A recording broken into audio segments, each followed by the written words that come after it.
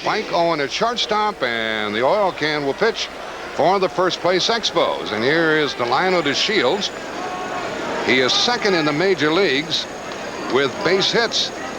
He's had 19. Only Barry Larkin of Cincinnati has more than he has.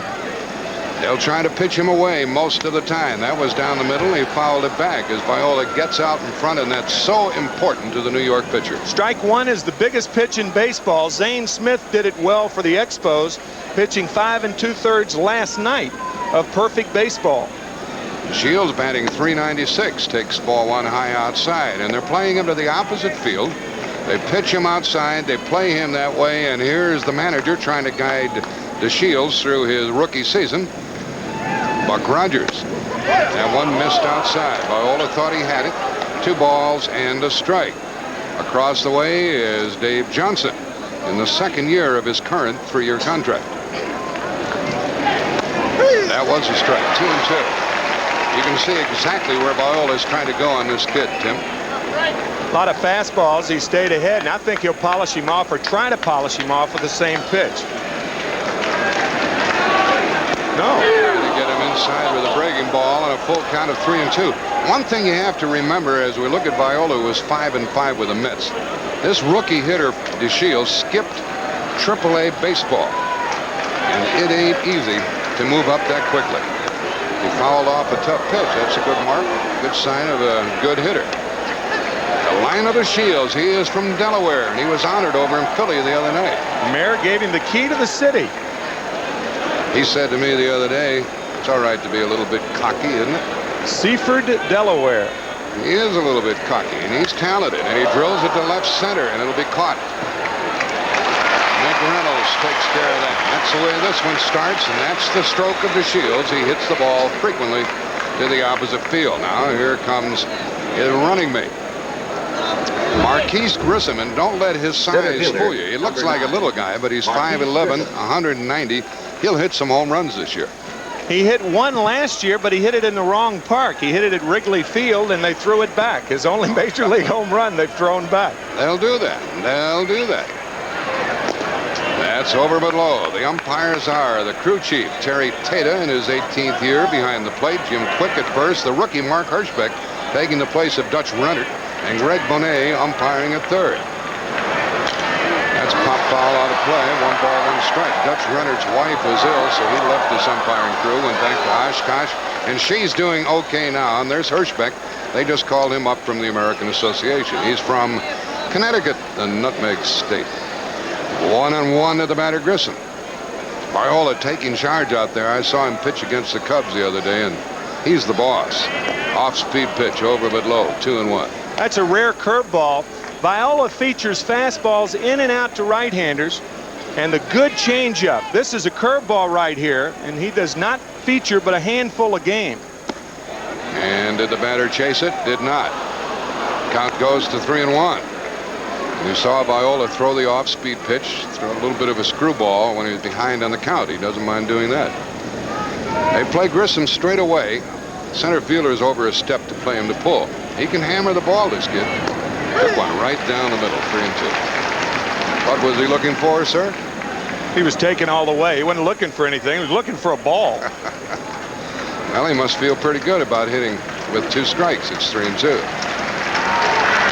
He popped it up. It'll be caught by the first baseman. Foul ball. Magadan hits.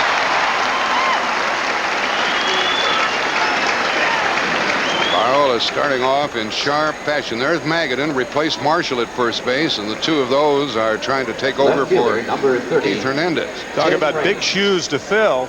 Keith Hernandez now in Cleveland, and he was the winner of 11 Gold Gloves before Andres Galarraga won it last year. Yeah, people point at the Mets and they say that their biggest weakness is defense. There's no doubt about it. Yes, and driving in runners from third base with less than 2 outs. Now, Raines will pump with 2 out. He'll try to hit the long ball frequently. Ball 1 is low. He has a great batting eye. 10 hits for the year. Switch hitter, as most of you folks know. And they play him straight away. Third baseman has to play in.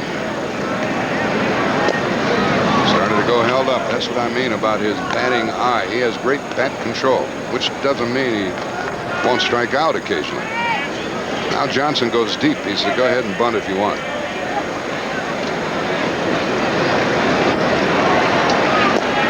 There's the strike. He didn't want it. 2-1. It was interesting. Johnson was playing in at third when the batter first came up. Then we went to 2-0. He'll drop back now. When I went to 2-0, he said, well, he'll be swinging. No, he's going to stay in. Raines didn't like that call. 2-2. That's very important to the pitcher, Tim, to get those calls early in the game. If they get them, they'll keep throwing it there. And you see the National League umpire works on the inside part of the plate.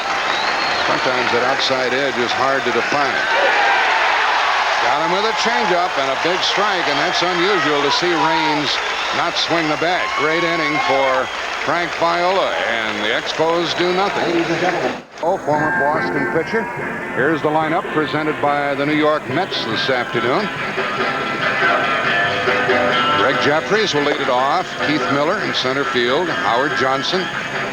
Strawberry batting fourth, playing right field. And McReynolds in the number 5 spot. Dave Magadan gets a start today. Barry Lyons the catcher. Kevin Elster at short, having a tough start.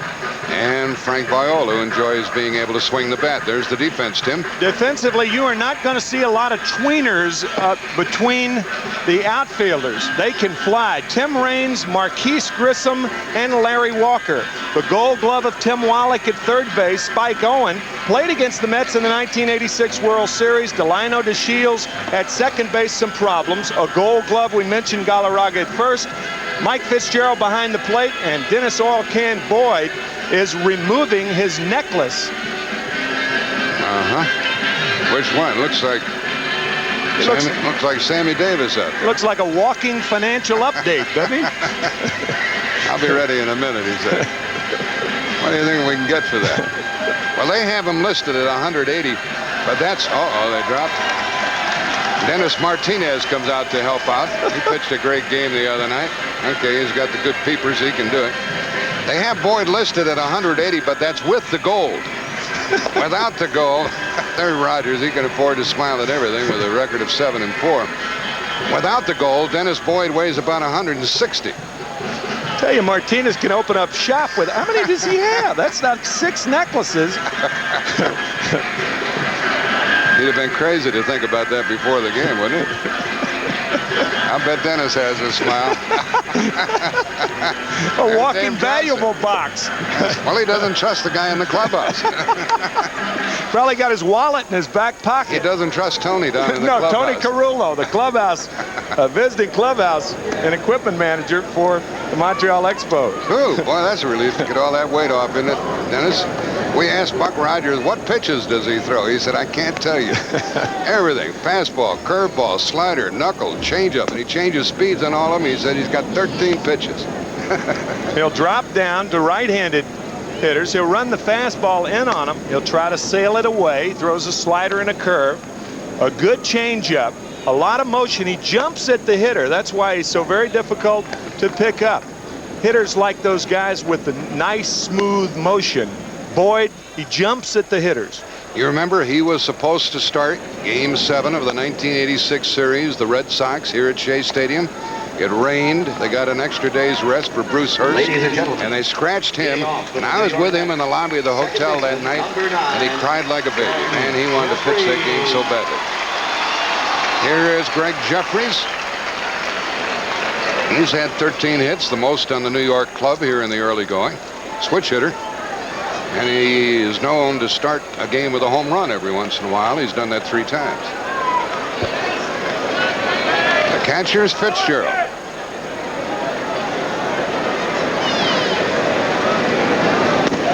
In with a strike. I saw the good game that Boyd pitched against the Cardinals. He is 1-0, but he has a high earned run average. They racked him around the next time. He had a good one against St. Louis. And inside. You mentioned Boyd was supposed to pitch Game 7 of the 1986 World Series. He lost Game 3 to Bobby Ojeda up at Fenway. That ball hangs up for the center fielder Grissom. And one hands the ball. Now, Grissom's an interesting young kid. He can play center field, and Jeffries is the first out. Center fielder, number 25. Grissom, Keith Miller. from Georgia. He had a little seasoning with the Expos last year, and he's going to be the best of the rookies in all probability that Montreal has in their lineup. This is Keith Miller. He's had 10 hits, batting .244, and learning how to play center field. It's a tough place to learn. Aggressive. There's a strike, and Boyd's ahead in the count. Boy, we were fortunate with the weather. The rain came down all morning and didn't let up until about an hour ago. Miller shows the bunt, takes a strike. Strike two, and he will bunt. That's why Wallach is playing in as tight as he is, but now he'll drop back on a 2-strike count. Pretty good defense here. Gold Gloves at third and first, and steady at shortstop. Delino DeShields at second base, still learning the position. He came up as a shortstop. He made 47 errors in 2 stops in the minors last year. Breaking ball in the dirt. 1 and 2. That's a lot of errors. Here's a look at the last pitch from Boyd. Might have been a good spot for this pitch, Tim. He bounces it over the top. Now he'll drop down, as we said, and throw the breaking ball from a sidearm delivery. You think anybody's watching in Meridian, Mississippi? 46,000 plus. Over but low, 2 and 2. 7 brothers, 6 sisters from Meridian, Mississippi. That's how you keep from gaining weight. Have a lot of brothers and sisters. They beat you to the table, right? Oil can. He's thin as soup in the boarding house. That ball had good movement. 2 out. That ball had good movement. You could see Miller have to dip to hit the ball. There's a close-up look at Wallach. He's one of the stalwarts of the team. Miller is retired, and here comes the big hero here in New York. And can you imagine how close he came to leaving this ball club last year? Howard Johnson. The trade was almost made. Sid Fernandez, Howard Johnson, David West for Mark Langston, Jay Buhner, and a minor league first baseman. That deal was squelched by the owner of the Seattle Mariners, George Argyros. He popped it up. Center fielder Grissom. The Boyd has had a good inning. And we've had no runners. We've played 1 snappy frame here at Shea Stadium. No score. We're underway in the second inning. No score. Wallach seeks his first home run of the year. He's had 10 base knocks. He's a low ball hitter. That's on the corner away. 1-1. Naturally, 5 of those 10 have been doubles. He led the National League in doubles and double plays last year. 42 doubles, 21 double plays. Let's go down for double. Here's ball too low. Double down. You've been there, huh? Wallach, he's been around for a while now with the Expos and hoping to be on another winner. This is his 10th year in the big leagues. Low. 2-1, 3-1 now. Wallach from Cal State, Fullerton, and Frank Viola.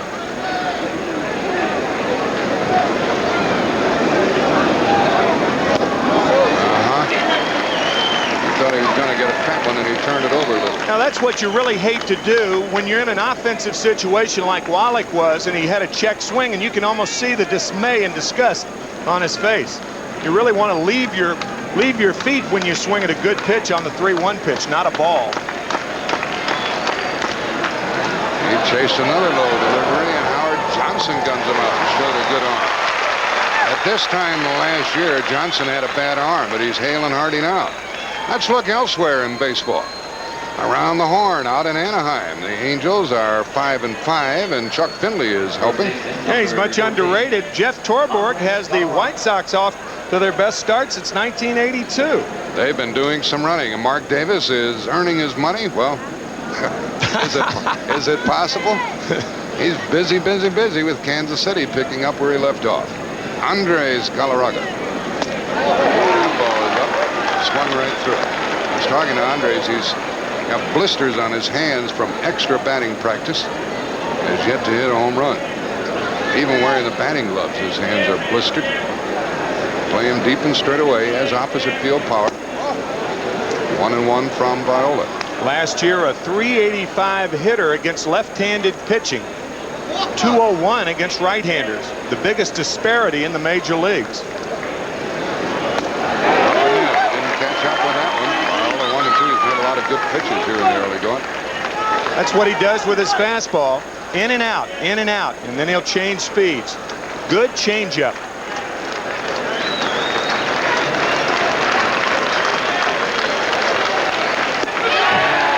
Pull the string again. That's his second strikeout for Viola, 5 in a row.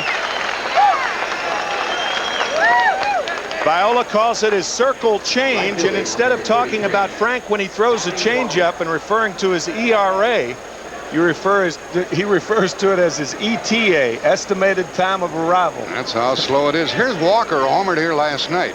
And before the game last night, Buck Rogers said if he plays well this evening, I'm going to give him a chance against the left-hander, and he bopped a long home run. His first major league homer. Ball was up just a bit. Barry Lyons, the catcher. I think Viola prefers to have Lyons back there, as opposed to Mackey Sasser, the other New York receiver. Ooh. 1-1. I never really understood that, how one pitcher could demand to have a catcher behind home plate. I never agreed with that. 1-1 to Larry Walker. Walker is from Canada. One of 5 native-born Canadians who's played with the team. Pitcher covers. 6 in a row for Viola. After an inning and a half, no score. He's strong today. Furnished by Major League Baseball. No score after an inning and a half. And Darryl Strawberry to lead it off. We've struck upon quite a parallel between Strawberry, strike, and the late Roger Maris. Much maligned at times, a big hero in town at other times. And Tim's going to tell you about some figures here in a moment that are eye-popping. Let's see what Strawberry does. He has 1 homer. 2 quick ones from Boyd. Both Strawberry's career and Roger Maris's career up to this point, remarkable comparison. The same number of at-bats, 4 more hits for Maris, the same amount of home runs, 14 more RBIs for Strawberry, and 1 point difference in their batting average. Both players booed here at times by New York fans. Of course, Roger, 61 home runs in 1961, MVP that year and the year before. A lot of people forget that he was the MVP in 1962. And a wonderful person. Then you played with Roger later in St. Louis. 67 and 68, and I don't think we would have won it either of those years without him. That's a hit.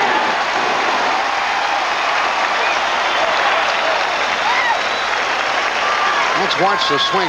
I had the impression that was kind of a lazy pitch from Boyd. Let's watch it. See where Strawberry starts. He curls that bat, and for that reason, he's a low ball hitter. You see the loop in his swing? Pretty consistent with most left-handed hitters. It's much more common for a left-handed hitter to have that loop than it is for a right-handed hitter. The one exception with the Expos, Tim Wallach, the third baseman. Tim, here's a situation for New York. Their failure to advance runners with their offense. Let's see with McReynolds up. That's in for a strike. Let's see if he can move Strawberry along. They're straight away in the outfield for McReynolds, and he is a straightaway hitter. By the way, I'm offering $1,000 today to any cameraman who can get a picture of McReynolds smiling. Off the end of the bat, strike 2. Mona Lisa has more expressions than Kevin McReynolds. They call him the Sphinx over here. He's the nicest of people. He's from Arkansas, Little Rock. He just doesn't smile or say much. Nothing wrong with that. Leadoff hit by Strawberry, who used to be a big threat on the bases.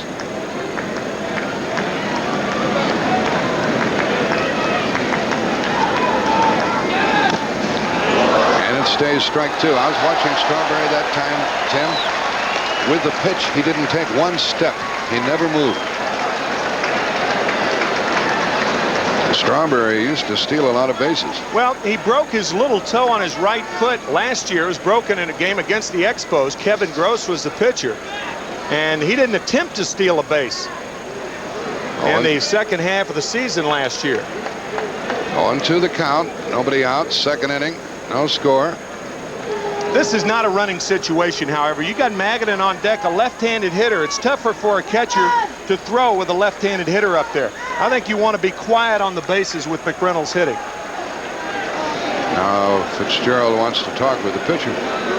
But with a pitch, though, you got to take at least one step forward. Yeah, I know your point.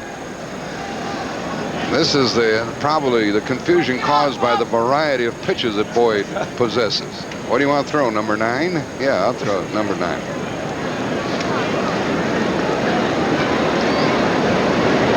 First base runner of the day is Strawberry. McReynolds, 1 home run, 1 RBI.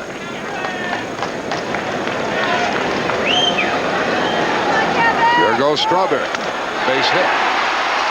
Well in front of range. Strawberry is going to make it. The throw into second. Hey, that's unusual for the Mets, too, and an unusual running count of no balls, 2 strikes. It really was. The Expos like to pitch out. That's one reason it was unusual. This ball hit off the end of the bat with Strawberry running. He almost went for the decoy given to him by Delino DeShields, the second baseman. The second baseman of the shortstop, they act like it's a ground ball to slow the runner up. Here it is again. You see, Darryl didn't look, and now he doesn't know where the ball is. You can't trust those infielders. DeShields giving Darryl the decoy, and now because it's in front of him, he makes it to third without a play. And let's see how Magadan does here. He's had 2 out of 11 this season. And he has driven in 1 run. They play him straight away. Infield back. Except for Wallach. Ball 1. If you're running from first base and you don't look to see whether the hitter made contact or not, you do not want to look at the shortstop or second baseman. They're going to deceive you every way they can. You got to pick up the ball, and if you lose sight of the ball, you have to look at the coach. Right, your third base coach. Now McReynolds will steal a base too if you don't pay any attention to him. There's ball 2. Magadan displaced by Marshall. He thought he was going to be the first baseman until the Mets made the trade with the Dodgers. With Keith Hernandez gone. And then Mike Marshall and Alejandro Phenia came to the Mets in the Juan Samuel trade. Took a pretty good pitch. He didn't want to. He had a good look at it. 2 balls and a strike. Wouldn't be surprising to see them start the runner here, even though there's nobody out. He's having a look at Bud Harrelson, the third base coach. Magadan is the best hit and run man for the Mets because he makes more contact than the other hitters. And he can go the other way with the ball. Right. Not running. Here's strike 2-2. He hasn't swung the bat yet.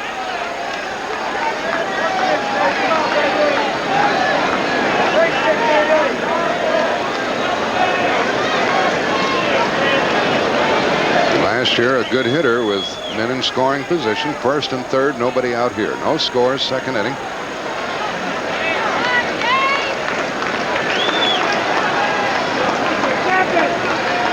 Runner not going. And a fly ball.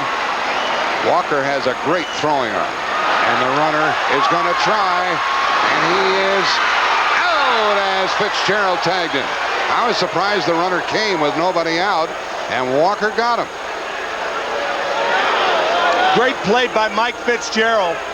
When you're receiving, if you're a catcher, you're receiving the throw from the right fielder. You have to concentrate on the ball and the runner. Kevin McReynolds has got to be on second base. That's one thing. Walker with a great throwing arm. Strawberry trying him. And you see Walker miss the cutoff man, and McReynolds stays there. Watch the play by Fitzgerald. He's got to keep the runner and the ball in focus, and he does a great job in doing just that. He almost lost the ball, but he made the tag, and that's a double play. And a base running mistake by McReynolds, who should be at second base. Absolutely. I mean, even if the throw's low enough, Walker's close enough that if he cuts the ball off, Strawberry scores. And By the way, it was a pretty good pitch from Boyd, a pitcher's pitch on 2-2. He made him reach for the ball, and he tried to pull it. And now Lyons is up. He has had a half dozen hits and 2 home runs. Watch him, Oil Can. He might run on you. Ball 1. This is typical of Mets problems that started last year and have persisted through the first 11+ games of this season. Getting runners on base and the inability to drive them in. Seems if they don't hit the long ball, they don't score. Yeah, it's either all or nothing at all. You going to sing it? Not here. Barry Lyons with 2 out. Straight away in the outfield. Boyd stepped up. You're not going to pick many people off with that move. Buck Rogers. Got that nickname from? Bill Rigney. Greg, the advisor to Tony La Russa of the Oakland A's. Good breaking ball. What a wonderful human being. Bill Rigney. Oh, boy, he's a beauty. People in New York know him from his long ago playing days with the Giants. Polo Grounds. There's Dave Johnson. His ball club is struggling. 4-7. They haven't taken charge as expected. They've got all the pitching in the world. More pitching than anybody, but they're 4-7 and 3 behind these Expos. They have quite a stretch of home games coming up, and they want to take advantage of that.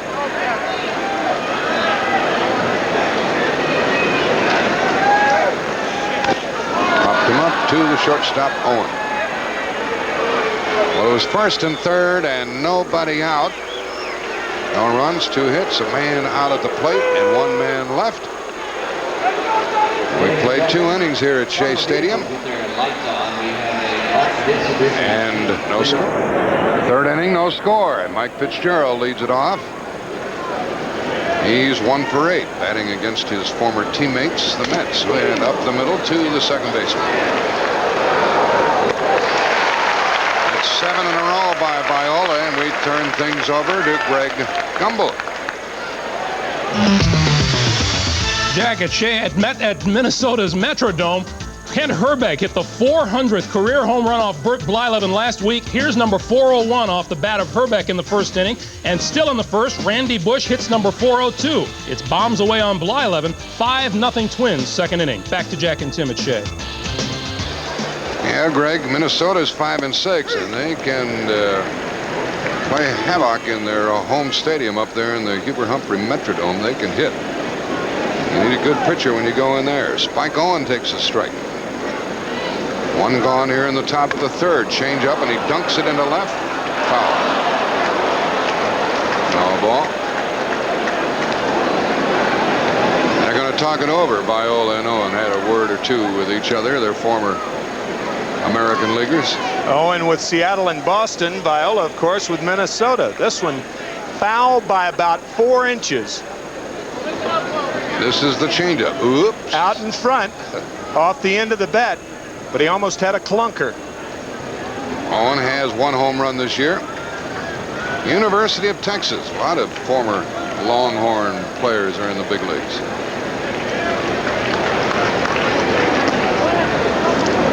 Spike was telling me the most recent Texas Longhorn that comes to mind, Dennis Cook, who beat the Cardinals again last night. Cook with 11 career victories, and 5 have been against St. Louis. I've seen enough of him already. This one just missed low, 2-2.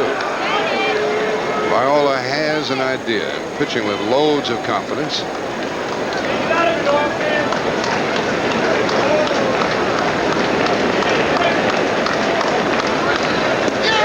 And he struck him out with another changeup, and that's 8 in a row, and a strikeout in each inning. That's 3 strikeouts for Frank Viola.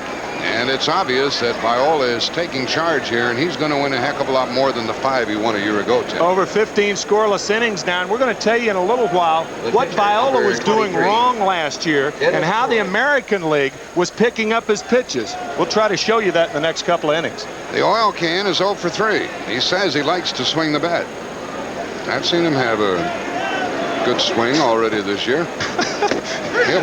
One swing, huh? One good one. He'll play possum up there as though he has no idea, and then he'll swing the bat. You wouldn't expect him to hit Viola. And he won't. Talking to the can before last night's ball game, he said that's one of the reasons he likes the National League. He can hit over here. He's got to learn to wear his helmet first. Looks like this headset on my head. Cap askew. Yeah. Sounds like a fraternity. Yeah, boy. Don't run, don't run, don't run. That's 2 strikeouts in the inning, 4 in the game, 9 in a row.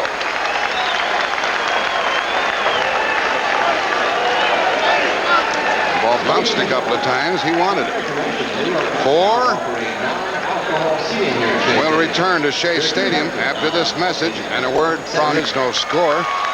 Montreal has had no base runners. New York in the second at first and third, nobody out, but lost a man at the plate. And we're still scoreless as Kevin Elster leads it off against Dennis Boyd. Look at that for Elster. 0.56. He's had 2 out of 36. And a foul. Do you think his brother can help him, Tim? He's in town. Pat Elster. Pat in the newspaper business. I don't know many ball players who have family like in the newspaper business. Do you? No. I wonder if he gave Kevin any good advice. And it always seems when you're in a slump, you look up and you've got strike 1 on you. Now it's 1-1. Let's look elsewhere. As Greg told you, the Twins, a couple of home runs against Blyleven. They lead 5-0 in the third. The 400th home run that Blyleven has allowed in his pitching career, and that's mucho. But he still wins a lot of games. And the Blue Jays in first place. The 2 Canadian teams are in first place. And the White Sox off and running again. Martinez a 3-run homer. 2-1. I'm just listening to the fan down below. He said, don't swing. He knows that Elster is in a slump. Don't swing. They love you win or tie.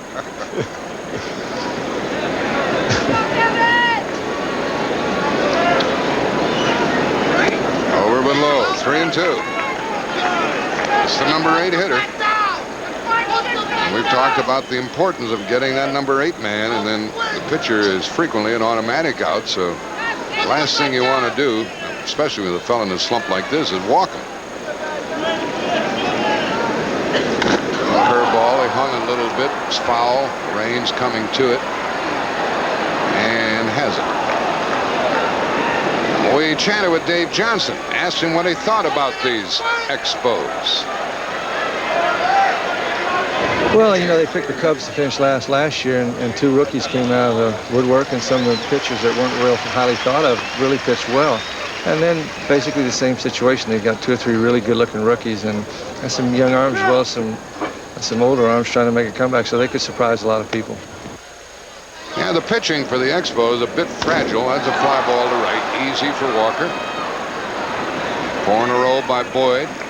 Kind of stiff-armed that ball when he swung the bat. Viola. He didn't have a very good swing. You know, he might be right on target about Montreal. They led the league for quite a period of time last year after they acquired Langston. And the Cubs played those 2 young players and got great results, and that seems to be the order of the day in the big league. Yeah, but the Cubs had better pitching, and they had Mitch Williams. I think the Cubs had more of an established bullpen, deeper in their starters than Montreal. Now, you could pitch your way into being deep if Boyd is successful this year.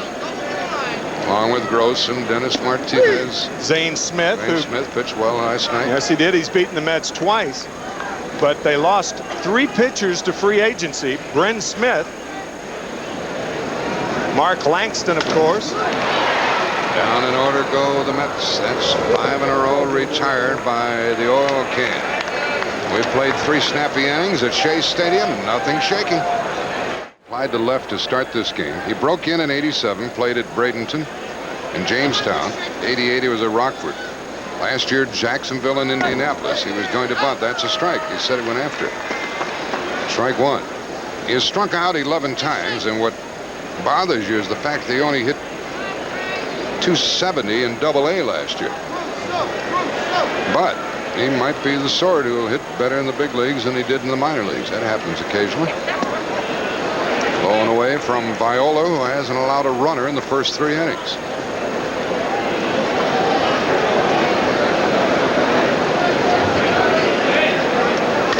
Shortstop, Elster.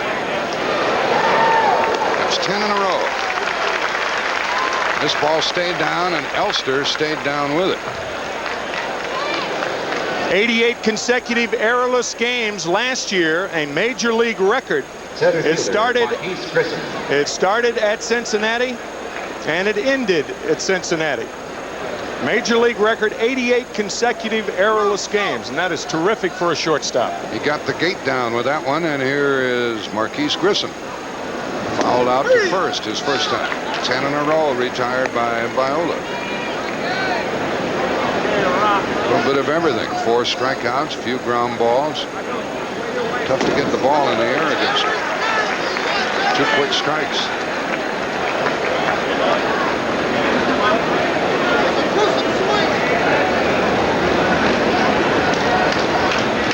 They play this batter to pull. He reaches for it. Up the middle. Can he throw him out? No. So that's the first hit. Grissom can run, and he beat it out. Grissom happened to get it past the pitcher. Well, that's the one thing you can do with speed. Obviously, you can get more infield base hits. And once Jeffries makes the play, he can't plant and throw the ball with anything on it. He gets rid of it, but that's about it.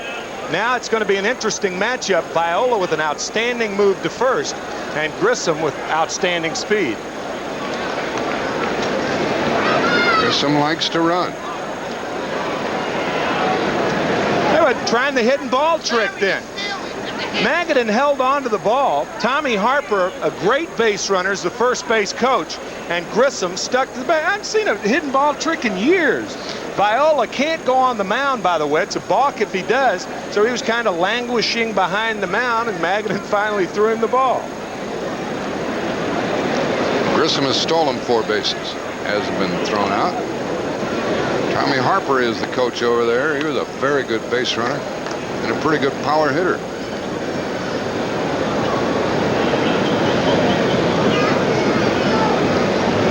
One on, one out for Raines. Struck out his first time. The runner going, a hit and run is foul. Strike 1.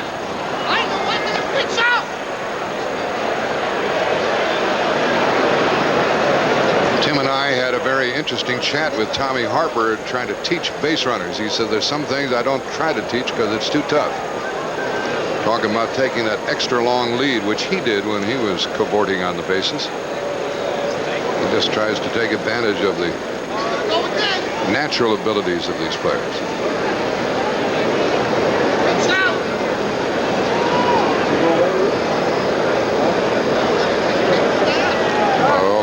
Quick move. One of the differences that Tommy was talking about was in the minor leagues, you don't have artificial surface. And there are quite a few artificial surface parks in the National League. And even though you get to second quicker and more quickly, it's tough to pivot on that right foot on the rug. Of course, we're natural turf here. They pitch out. Nothing going on. 1-1. We're in the 4th inning, no score. Mets have 2 hits. The Expos just got their first. And there's Barry Lyons. He's thrown out only 1 runner this year. 19 have stolen against him. And for that reason, he looks into Doc Edwards sitting to the right of Davy Johnson. And it's Doc Edwards who calls the pitch outs. Former Major League catcher. There's Doc. There goes the runner. He'll steal it. Well, these Mets can't get anybody. 27 stolen bases against the Mets catchers. They've also committed 5 errors.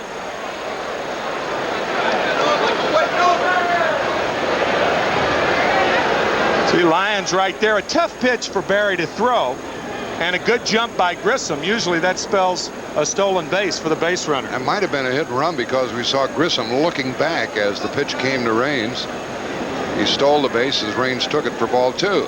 Well, if that's the case, why didn't Raines swing? A lot of times, if you're the base runner and there are less than 2 outs, you get in the right habit of looking back just in case the hitter puts the ball in play in the air. Good pitch by Viola made it 2-2. Runner at second, 1 out, and Raines and then Wallach will have a chance at putting Montreal on top here in the 4th inning.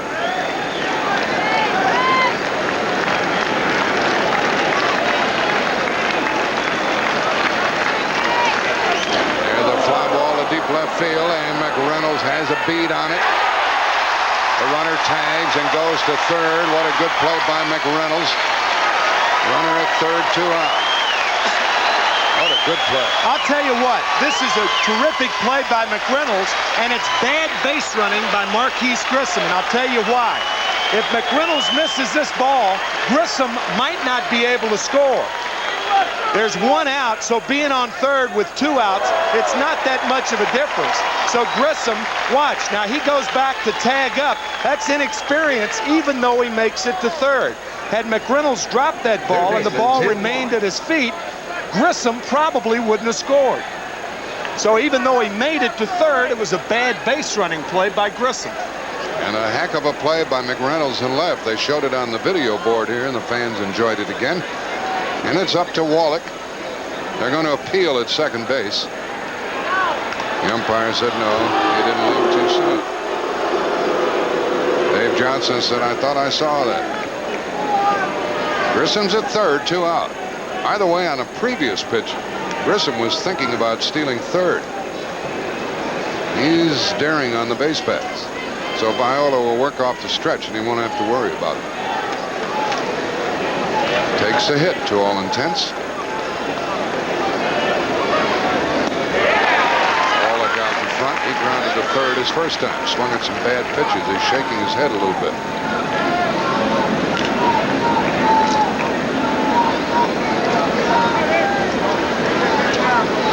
Wallach last year, 13 home runs, 77 runs batted in.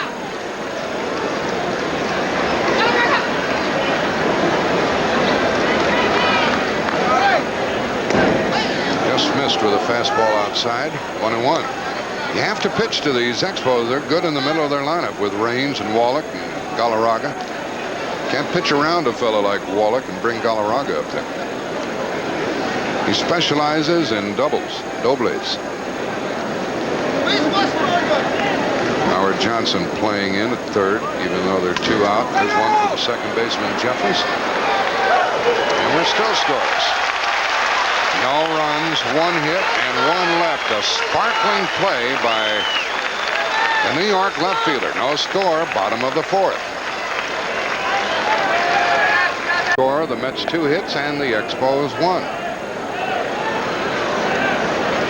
There's McReynolds on the bench. He's still not smiling. $1,000 to any cameraman who catches a smile on his face today, during the game. And a ball inside. We mentioned earlier he's the nicest of people, but McReynolds just doesn't smile. Miller would smile if he got a few more hits. He has 10.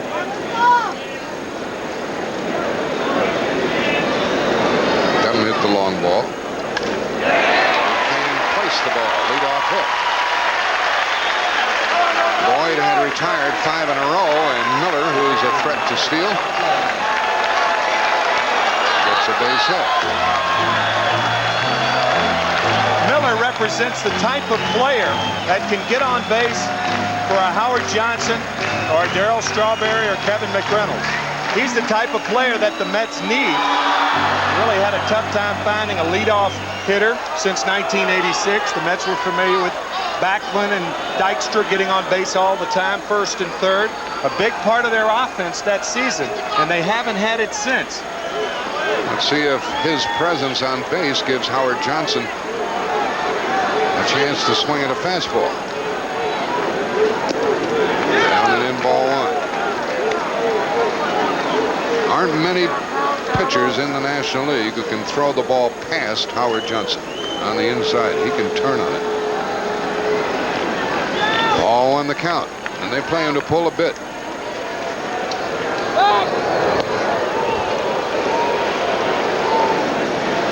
Galarraga, the fancy fielding first baseman. Check the defense. They're playing Johnson to pull the ball. I think Grissom should be a little more toward right center. He's playing Johnson almost straight away. Almost. You see Raines in left field toward left center, and Grissom, because of his inexperience, if I were Buck Rogers, you really have to watch him out there. But Howard Johnson, more of a pull hitter than anything else, especially in the air. That's why he hit 36 home runs last year. There goes the runner, and it's tough to throw him out. He's safe. He got such a good jump. He had a running start against Boyd. Good effort by Fitzgerald, but he was born dead on that one. Now the runner's at second with nobody out, and it's Johnson's job to move him over. Keith Miller had his debut against the Expos, and that was back in 1987. And on a slide like this into third base, he dislocated his little finger. A good throw by Fitzgerald. Owen receiving the ball in front of the bag and bringing it back. Catchers like for middle infielders to stay on the bag, to straddle the bag, instead of reaching out for the throws and trying to bring it back like Owen just did. It's Johnson's job to move him off second now.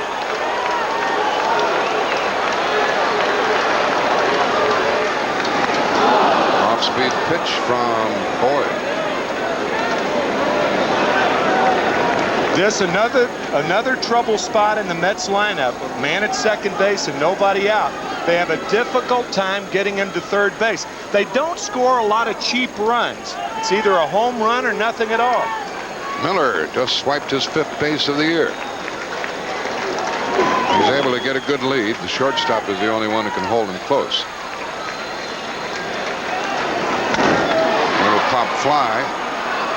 The Shields will get it, and the runner will stay. There's one out. Well, Johnson was trying, but couldn't move the runner. One gone. Now it takes a hit from either Strawberry or McCarver. Do you think Howard Johnson was trying to get the runner to third? I thought he was trying to pull an outside pitch. But I don't think so. I think he was fooled on the pitch and just happened to pop it up to the Shields. I'm not too sure. If I'm Davy Johnson, that I would want a guy like Howard Johnson to be moving a runner to third base. Even though that's been a problem with the Mets, Howard's the type of guy who should be driving the run in from second and not moving him over. Strawberry singled his first time up. Pulled one through the hole, and they're playing him to pull again. Miller might have thoughts of swiping another base. Up high. They have a base open and a right-handed batter next. Clutch hitting. You can see when the Mets are losing by 1 or 2 runs, their clutch hitting has not been good all of last year and this year too. But look at it with the score tied, 0-95. But when they're ahead, that's when they stack up runs. They pound you. Here's a fly ball foul. 1 ball, 1 strike. We're in the home half of the 4th. There is no score. Runner at second, 1 out. You know, Tim, you're talking about not advancing the runner. If you advance that runner every chance you get during the season, you're going to have a good season, no matter who's batting. Well, I don't like my 3, 4, and 5 guys advancing a runner from second with nobody out. I think that's for guys, the leadoff hitters, the number 2 hitters, the number 7, 8, and 9 hitters. A lot of times a team takes on the character of the manager. Davy Johnson, a power-hitting second baseman, 43 home runs in 1973. Shorter lead by the runner. You know, what you like is the combination of the two. You like a contact hitter who can hit the long ball and also get a runner from second to third, but often those hitters like that aren't packaged that way. Short lead by the runner. Over but low to Strawberry. He'll not get much to hit in this at bat. At least he should.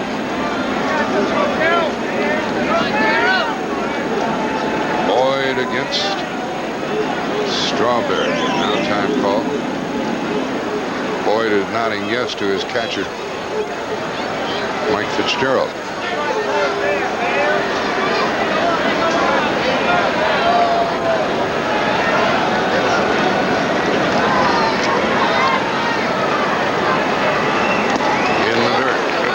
Fitzgerald. As we watch the catcher, Fitzgerald, you see him shift very well instead of just trying to glove the ball. That was a good play by Mike. And Jack said, watch him shift to his right. He's in good position. You don't want to make the play. What you're trying to do, you don't want to make the catch. What you're trying to do is keep the ball out in front of you to prevent the runner at second from going to third.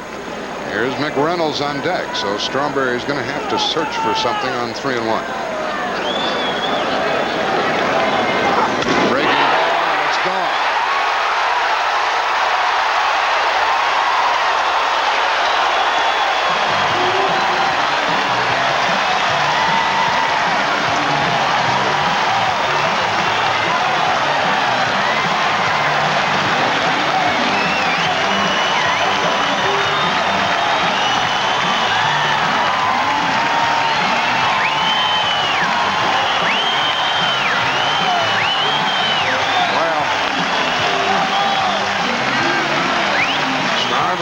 His second home run, has 9 RBIs. The Mets lead 2-0. Watch the breaking ball hang. That's a slider on the inside part of the plate, and I know what you're thinking, Jack Buck. Sure, first base open, right-handed batter next. You can't let the guy hit that ball. You got to get it way in or way out. Of course, you don't have an out man coming up, but you also have a bad ball hitter in Strawberry. If you throw it out of the strike zone, he may swing at it. Ball 1 to McReynolds. He singled his first time. I'll tell you what. If you're looking at it from a Montreal viewpoint, what hurts is the way Viola is pitching, and now the Mets get in front.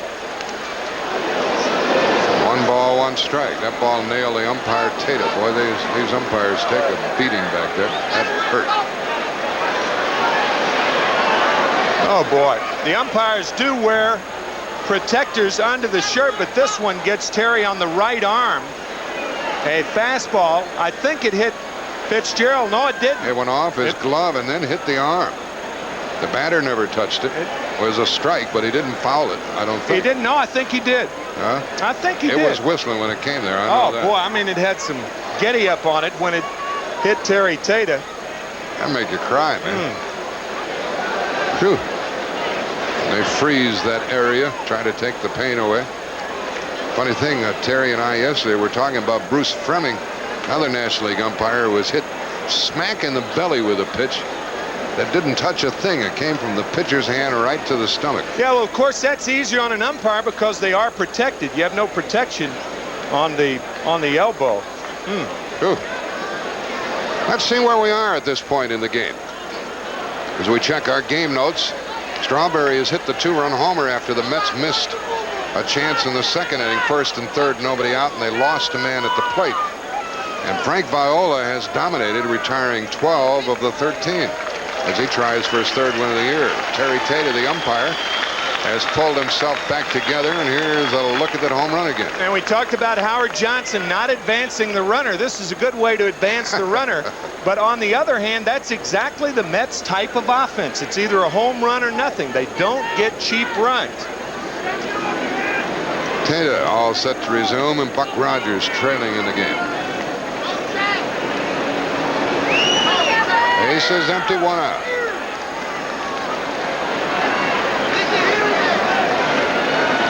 That's the 3rd home run hit off Boyd this year. Ball 1 to McReynolds.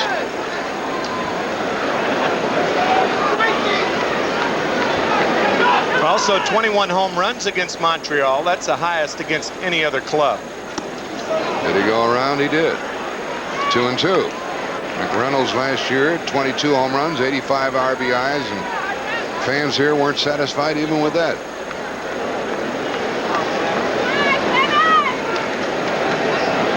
Came over from San Diego. Boy, that was a steal.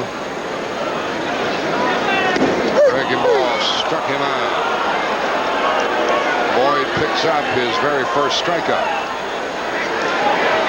First baseman Dave Magadan. Dave Magadan flying out to right and into a double play his first time up. Tampa, Florida. He's a cousin of Lou Piniella, the Cincinnati manager. Cincinnati, after being rained out yesterday, is underway today. They had a day off and then a rain out. That's the last thing they wanted, Tim, was to stop playing. Off day on Thursday, rained out against the Braves last night. They'll pick up the action today. Frequently when you're hot, bad things happen when you resume. Cincinnati has won 8 in a row, the only undefeated team in Major League Baseball. That matches their best start ever. Boyd kept the ball down, and this inning is over. But the Mets jump on top. 2 runs, 2 hits. Base hit by Miller. Home run by Strawberry. 2-0 New York. And Viola pitching to Galarraga. Ball 1. Andres fanned his first time. He's had 10 hits, no home runs. Power to all fields. That's low, that's ball 2. So Viola has violated his own principle here of getting out in front of the batter. Galarraga hit 23 home runs last season. And really bops these left-handed pitchers. 2-1. It will be Galarraga, Walker, and Fitzgerald.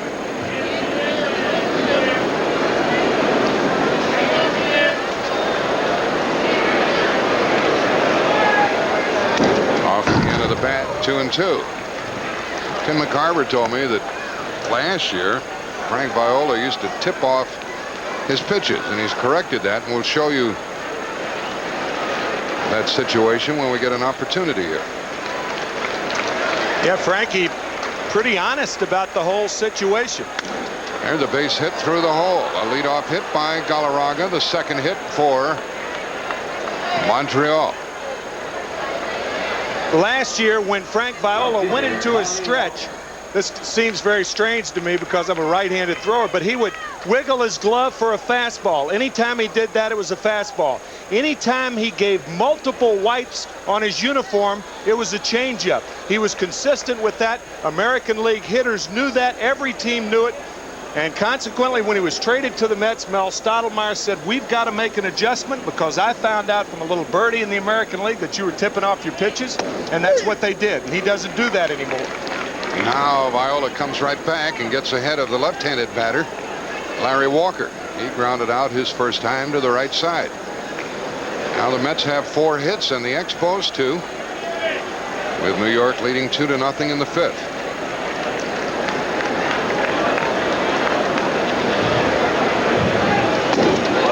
Swung right through it. That's strike 2. Galarraga last year, the runner at first base, stole 12 bases. That might surprise you because of his size, 6'3", 235, but he's pretty clever.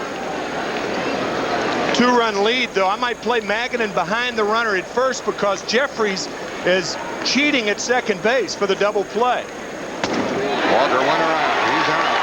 Fastball up and in gives Viola his 5th strikeout.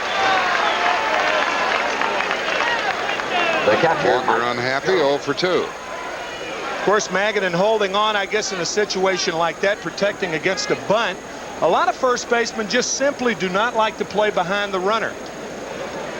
Usually that's a call from the dugout. Mike Fitzgerald is up. He's a slow runner and a candidate for the double play. But it's typical of Buck Rogers, even trailing 2-0, to do some running. So don't be surprised if these two hit and run. Strike. And a look at the third base coach.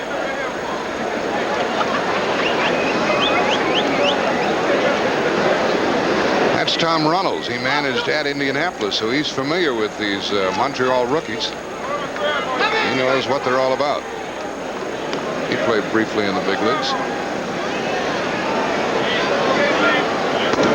Viola gets it over with low, 1-1. You think I can coax a hit and run out of this pair? Oh, I agree with you. Galarraga? I think that that's one thing that hasn't changed in baseball. 20 years ago, if you were behind by more than 1 run in the middle innings, you wouldn't even consider hitting and running.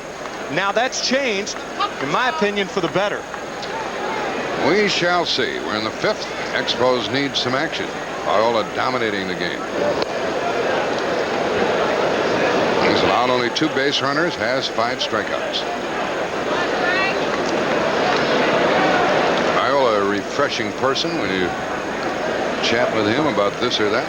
Happy to be back in New York. He attended St. John's University. And he has a buddy out in the bullpen. also attended St. John's, and John Franco. There's Doc Edwards, who managed Cleveland most recently.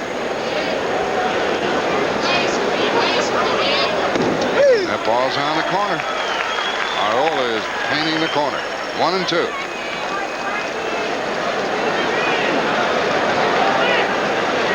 I don't think they'll hit and run now with 2 strikes on the batter, because even if Fitzgerald makes it out, they'd prefer to have Owen leading off in the next inning. Number 8 hitter.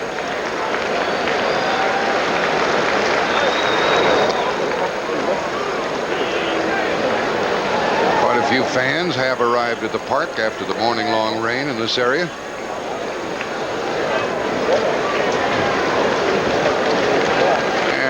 Love it when these pitchers get a 2-strike count on the batter. They make a racket. Viola has the feeling that Galarraga might be up to something. Leadoff single. He's still at first. 1 out. Doc Edwards, you see, going to his cap. He calls the pitch outs for Barry Lyons. And I think pitch outs will become more prevalent as you see Lyons looking to Edwards. More prevalent because they're having so many problems throwing runners out. 2-2 the count. Well, I don't want to steal Greg Gumbel's thunder, but I see Cincinnati's out in front again. Man, oh man, oh man. They're on top 2-0 with Jack Armstrong doing the pitching at home against Atlanta.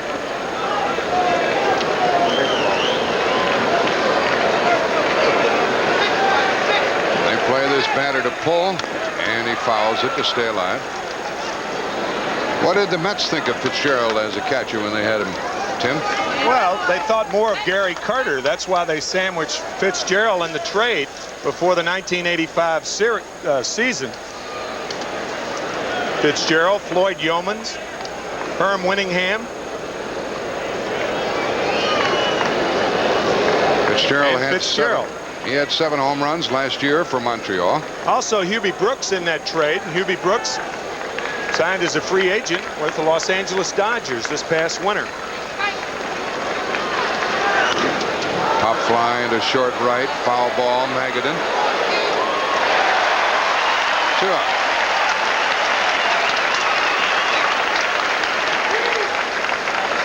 That's the second out. Here, wide receivers in football talk about how tough it is to catch the balls that are directly over your head. It's equally tough when you have a glove on your hand. Now, that ball was not a ball that was hit high, but a fairly nice play nonetheless. Spike Owen fanned his first time. Let's say Spike Hogan. Must be a wrestler. 2-0. The Mets lead here in the top of the 5th. Tying run at the plate. Hulk Owen, right? You got it. Ball 1. Tell you, he's been a Hulk for the Mets. Batted .375 against New York last year, 300 in the '86 series. He gives New York all sorts of problems. That was an 85-mile-an-hour delivery by Viola, that last one, and we'll tell you what some of his other pitching speeds are. That was 83, high and away, ball 2. Yeah, I don't even think you consider velocity when you're talking about Frank Viola. Change of speeds, as you see the Twins over the Angels. Twins winning their home opener last night 13-1. Also, the Blue Jays remain hot. They're 7-4 and in first place. The White Sox still on top, 4-2, 4th inning over Cleveland. It's in at the knees, 2-1. It's one of the toughest things to get through a young pitcher's head, that velocity is only part of getting a hitter out. Changing speeds, location, movement all come ahead of velocity. For some guys, you ought to toss that radar gun, just get rid of it. Never use it, and Viola's one of those guys. 2 balls and a strike. And the foul, 2-2, trying to go to right. You know, if a pitcher's coming back off rehab or something like that, trying to strengthen his arm, I think the radar gun's fine. If you want to see how he's maintaining velocity from the 3rd through the 7th inning, stuff like that, that's fine. But to use it as a gauge to get hitters out is wrong, in my opinion. Crowd wants to strike out. Pop fly into left field, and McReynolds is on the move, and they misplayed that ball a little bit, and it's going to cost them a run.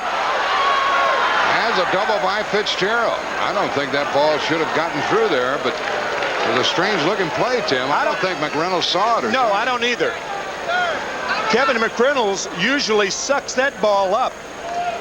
Spike Owen strikes again. Owen doubles home the run. Galarraga, with 2 out, was able to score from first. A very slow jump by Kevin McReynolds in left field, and this ball's an easy double. McReynolds didn't pick that ball up right away. Couldn't have. That was strange to see that ball fall in there. Well, the wet outfield may have something to do with it. It's been raining all morning. That could have something to do with it, but just with the naked eye, it didn't appear that McReynolds had a good jump. Now the pitcher is up. Boyd, and he fouls the ball. Strike 1. He fanned his first time. A single by Galarraga, a 2-out double by Owen, and to our mind, it was kind of a gift run. It's 2-1 in favor of the Mets.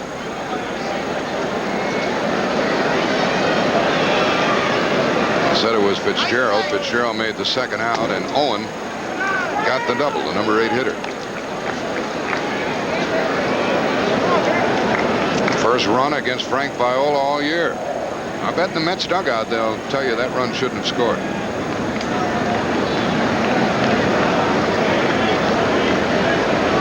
Boyd could help himself. He was hacking, and that's strike 2. There they are, and I'm sure they've been talking about that play. Stottlemyre is at the far end, the pitching coach, then Davey Johnson, and then Doc Edwards, and then Harrelson, and there's McReynolds out in left field. Usually catches everything catchable. Second time Boyd is struck out, 2 strikeouts in the inning, 6 in the game for Viola, 1 run on 2 hits and 1 left. The lead's cut in half. Hit Montreal 4-3. Uh-oh. I think that just cost me $1,000. You're in the tank, pal. Who's that camera person? Uh-oh, the lady did me in. See if she can find. If you can find me before I get on the plane, I'll give you the money. The batter is Barry Lyons. Popped out his first time. Uh-oh. Made my big mouth. 1,000 light. You got it. Strike to Lyons on a breaking pitch from Boyd.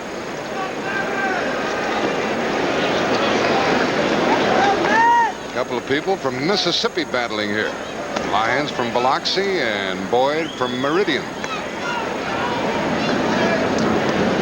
When Oilcan's healthy, he can pitch. He has missed 332 days with 5 stints on the disabled list in the last 3 years. Trying to go to right field. A foul ball by Barry Lyons. This fellow will get his heaviest amount of work ever in the big leagues this year. Yeah, with Gary Carter now catching for the San Francisco Giants. He played behind Carter for the last 3 years. Mackey Sasser for the last 2 years. That went low and evens the count.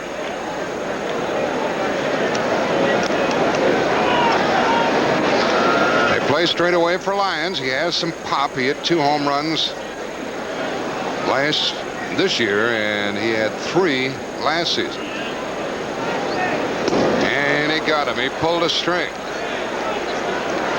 Greg Gumbel has something for us. Shortstop, Kevin. Well, Jack, 4th inning at the Metrodome. Kirby Puckett with the base hit to right. Dante Bichette comes up throwing and guns down Gene Larkin. That is the 6th assist of the year for the strong-arm Bichette. He keeps the score 7-0 Twins. They're now into the 6th inning, Jack. You know, that outfield for the Angels has 9 assists already this year, this early in the season. That's a shocking figure. 6 outfield assists, first 12 games of the year.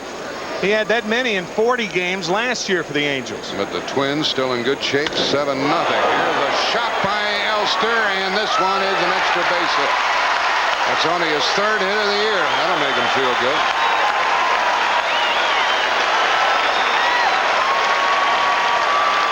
It'll make Dave Johnson feel good. These fans were shocked when Elster drilled one into the corner.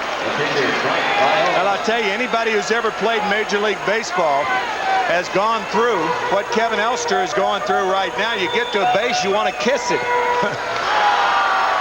You don't know which direction to go. First extra base hit of the year for Kevin Elster. At least a little smile. I'm not offering any more money. The batter is Viola. He could help himself. He's 0 for 5 with the bat this year. Fly to right his first time.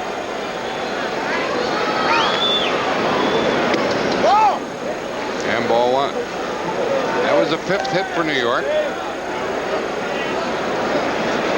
Strawberry has 2 of the 5, including a 2-run homer.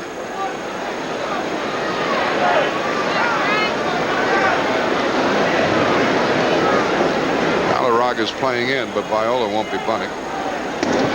There's a strike, and it's 1-1. Not unless he's bunting for a base hit. You don't bunt with 1 out, the man on second to get him to third with 2 outs. That's why Galarraga's in, guarding against the bunt for the base hit. Right. They play him to hit to the opposite field. And that's where he hits it. That'll be caught by Raines. And there are 2 out with Elster at second base. Second baseman, Greg Jeffries. And it puts it in the hands of Greg Jeffries.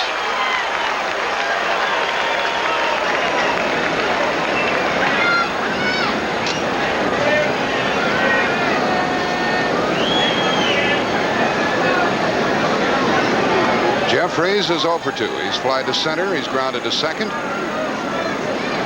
Right-handed batter up next, so they can pitch carefully to this hitter. And looks like they got him if Boyd hangs on to the throw. Good toss by Galarraga. Nicely done by the big first baseman and the pitcher. 1 hit, 1 left. It's 2-1 in favor of the Mets. And I've written out the check to that lady, that camera girl. No wonder we missed so many pitches. She's had the camera on McReynolds' face all day long. You know what? You'll be lucky to break even holding this job all year, right? Here we go into the 6th inning. We are at the top of the order. And speaking of the top of the order, there's the Commissioner of Baseball, Fay Vincent. A ball in the dirt to the Shields from Viola, who has 3-hitter. Commissioner enjoying a nice, comfortable day in the box down there. Wonderful gentleman to visit with. He's a nice person. Saw him eating broccoli for lunch. No, you didn't. And I didn't see you eating broccoli either. It Shields 0 for 2, and a good play by Magadan to the pitcher.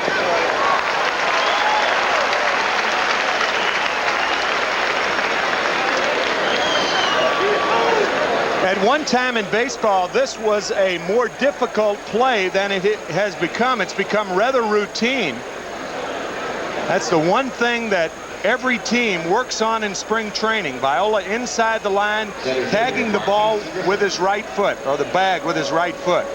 A first baseman tries to give him the ball as quickly as he can so he can catch it, find the bag, and step on it. And those pitchers will tell you that base never moves, so just catch the baseball and practice it enough so that you catch that bag in routine fashion. If you can, give it to me quickly. That's what all the pitchers say. And then the luxury of looking, right? This is Grissom. Marquise is 1 for 2 with a stolen base. Pops it up into short center, and Miller is there. Miller's had his problems in the outfield, but they are committed to him. Look what Eddie Murray has been doing. He has a little more help out there with Hubie Brooks and so forth, and it's a much better Dodger team. A guy who used to be with the Dodgers, off to a hot start with the Cardinals, 2-0, 13 scoreless innings. And those wins are for real. He's pitched extremely well. Here's Tim Raines with 2 out, and he's 0 for 2. And Viola is breezy, trying for his 3rd win of the year. He was 8-12 at Minnesota. 1 to the left of Jeffries. And down go the Expos here in the 6th inning. Viola's the boss today. And we'll return to Shea Stadium after this message and a word from your local station.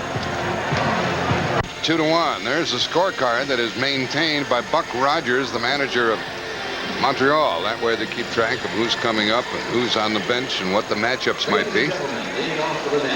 Center fielder, Who's on the bench? Usually at the bottom of the scorecard, the lineups are posted, and then you see all the extra men, whether they're left or right-handed or switch hitters, at the bottom of the scorecard. I'll bet we have the capability of showing that as we go along. Here's Keith Miller. He has scored a run. He's 1 for 2, a base hit and a stolen base, and he bunts it foul.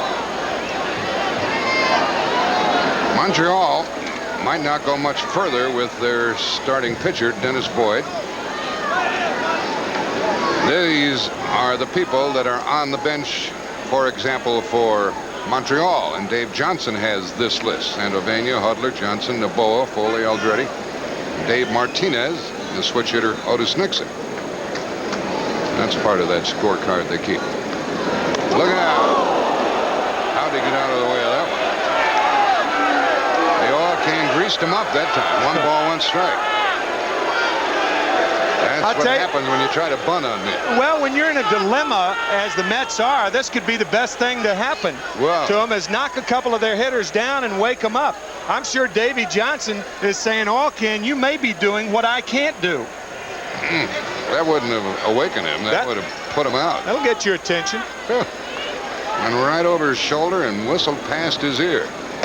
And he throws it up and in. 2-1. This Miller's a feisty little guy. That's why they want to insert him into the lineup. They lost Dykstra, they lost Mookie, they lost Backman, some of the lively people, and they need a little lift to their club. That's inside. 3-1. Who's on the bench with the Mets? Mike Marshall, Tim Tuffle, Mercado, Carrion, Thornton, Sasser, O'Malley. Are they pleased with their bench, Tim?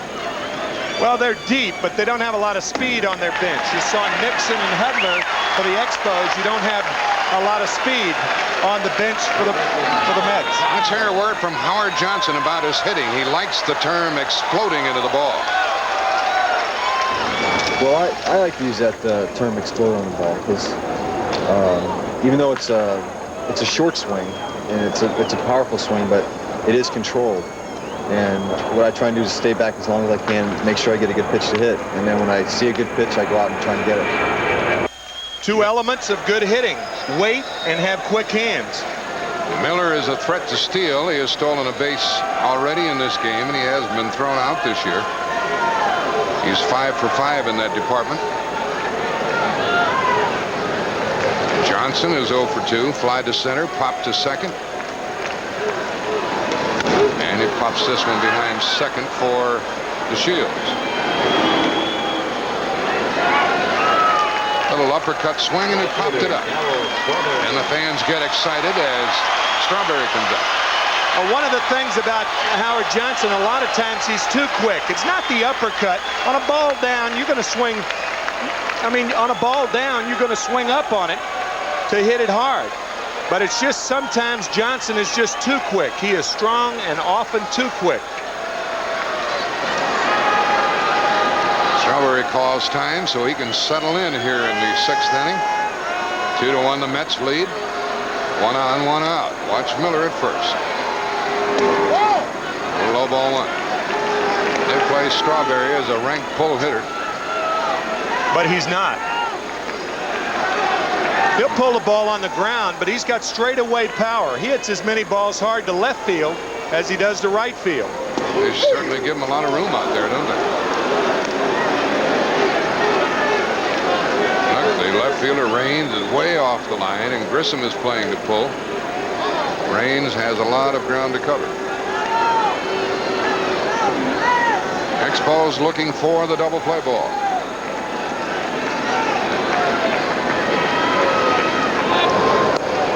Boyd really telegraphs that throw to first base. Well, he steps off. You'll never call a balk on him. No, that's because he steps off before he throws over there. That's not a good move. Kind of quick pitch that time. Ball 2, 2-1. Talking about the position of the outfielders, a lot of times the tandem, the pitcher-hitter combination, determines how you're going to play him. I guess Buck Rogers playing him more to pull because Boyd throws a lot of off-speed pitches. which are more apt to be pulled. Goes the runner, and they won't throw him out.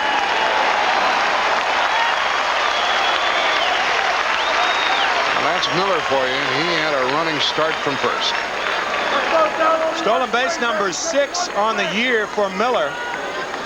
Ricky Henderson, Vince Coleman, Juan Samuel, all with 7. That leads the major leagues. So a walk turns into a double with a stolen base. That takes away the double play, and they have a base open with Strawberry up and McReynolds next. We're at Shea Stadium, 2-1 in favor of the Mets. Bottom of the 6th, runner at second, 1 out. And they shouldn't let Strawberry hit the ball. Change up and a foul. Well, you're in a position now, though it's a different situation. Last time it was 3-1. This time you've got 2 strikes on him. A different situation right now, I think. You'd come after him, huh? Well, you got 2 strikes. You either pitch to him or you walk him. You want to walk him, put him on. But if you're going to pitch to him, try to get him out. Ground ball is pulled to second. The runner goes to third with 2 out. And this ball game is over here in Shea Stadium, and the Mets are leading it by the score of 2-1. Coming up next live, we're going to have third-round coverage of the Kmart Greater Greensboro Open. Here's the leaderboard with Jim Gallagher maintaining his lead, 5 under. Sluman and Reed and Mark Wiebe are behind him, along with Phil Blackmar. Runner at third, 2 out, and Boyd has to get McReynolds. Off the fist and a strike. Lead-off walk, and the Mets are trying to cash in on it. He's working off the full windup. Miller trying to bother him a bit coming down the line. And he slipped one past McReynolds. 2 strikes.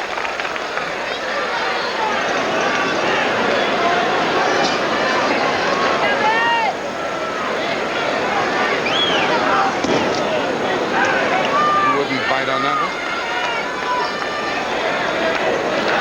These Mets in the Expos play here again tomorrow. Fernandez against Mark Gardner. Breaking ball. Good play by Owen. Oh, the run scores. Owen took a little time planting his feet and getting rid of the ball from the hole. RBI single by McReynolds. And the Mets have their 2-run lead back. Yeah, the reason he took his time, he had to take his time because he didn't have control of the ball. The step and a half, fine play by Spike Owen. And after he catches it, watch what he has to do. About 2.5 steps because he has to plant and the throw late to get McReynolds. That makes it 3-1. A walk started it. A walk and a stolen base. That's one of those engineered runs that the Mets have been looking for. Not all runs from the home run.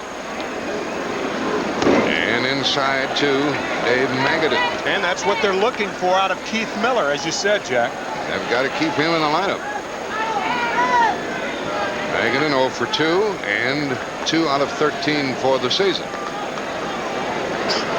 There goes McReynolds. Should throw him out. Quick tag, you're out, the inning's over. 1 run, 1 hit, nobody left. We have played 6. Mets about hit the Expos 6-3, and New York has the lead. The score is 3-1. Stop. 8 For 2, grounded out twice against Viola, and it's getting late for these Expos, and they're up against a tough hurler today. There's a ball. I suspect we'll see this guy before the day's over. John Franco in the bullpen, waving at you. He and Viola both attended St. John's. And so did Larry Bernard, the pitching coach for Montreal. Strike 2 to Wallach. Cindy Bernard, you spent a lot of days in this ballpark. You used to pitch for the Mets. He said, yeah, a lot of bad days. A lot of days at the Polo Grounds, too. He pitched when the Mets were playing in the Polo Grounds. It is 2-2. That's Larry Bernard, and he's trying to put together a pitching staff. He hopes that Mark Gardner gives him a good game tomorrow as the starter. And they'd like a little more help in middle relief in their bullpen. It's going to drop, I think. Yep, base hit in front of Miller. So a leadoff hit brings up the tying run, and we'll turn you over to Greg Gumbel. At Cleveland, new catcher Sandy Alomar Jr. delivers for the Indians. The 3-run double puts the Tribe on top by a score of 6-4. Sandy Alomar now hitting .333 on the year, Jack. Okay, Greg Alomar finally getting a chance to prove whether or not it's true what everybody's been saying. He's ready to catch and hit in the big leagues. His brother plays second base for San Diego. His father's a coach there. So there are 3 Alomars in the big leagues. And here's ball 1 to Galarraga. He'd like to get his first home run of the year right here and tie this game. Viola's allowed no home runs. Just gave up his 4th hit. Trying to go the other way with that. 1 ball, 1 strike. Galarraga singled and scored in the 5th. 1 for 2, 11 hits this year. He's a big threat, particularly the way he hits left-handed pitching.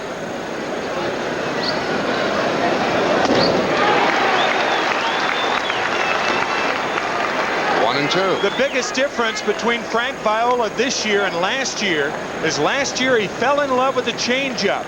I mean, this year he's been throwing hard. Good control, as we said before, in and out to the right-handers. Yes, Galarraga set up. Like Lions call for something up. Not that high. 2-2.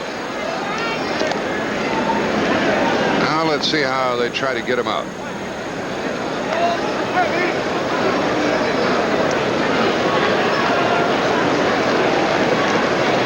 Fastball in.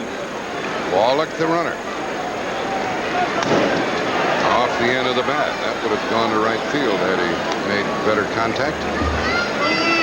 Andres Galarraga from Caracas, Venezuela.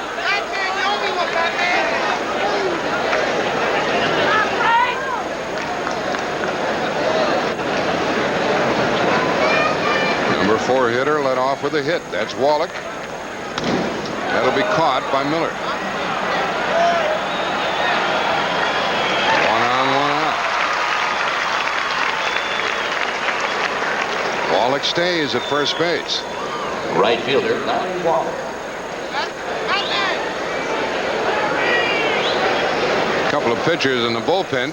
Bill Sampson, the right-hander, and Drew Hall, the former Cub, the left-hander, warming up. Hall has been a saver, a real big help to Montreal in the early going in their record of 7-4. Now the batter is Larry Walker. Runner at first, and 1 out. Walker is grounded out and struck out. Looks like he's been overmatched against Viola. Strike 1. And you don't do a left-handed hitter a favor by throwing him a breaking ball. I think a curveball from a left-handed pitcher to a left-handed hitter is the most dangerous pitch there is. If you look for a breaking ball to throw to a left-hander, stick with the slider. And since Viola doesn't have one, he's going to stick with a fastball. Looks like Viola has this kid's number. The reason for that is most left-handers, being low ball hitters, are better off speed hitters. You got the runner at first base right now. The hole again. Magadan, I think, should be behind Wallach. He's not that much of a base-stealing threat. Left-hander up. You're going to make a mistake. Make a mistake with a fastball here. It's a big game for Walker. Big at bat. 1-2. They allowed him to start today against this left-handed pitcher, trying to establish him as an everyday ball player in right field now that Hubie Brooks is gone.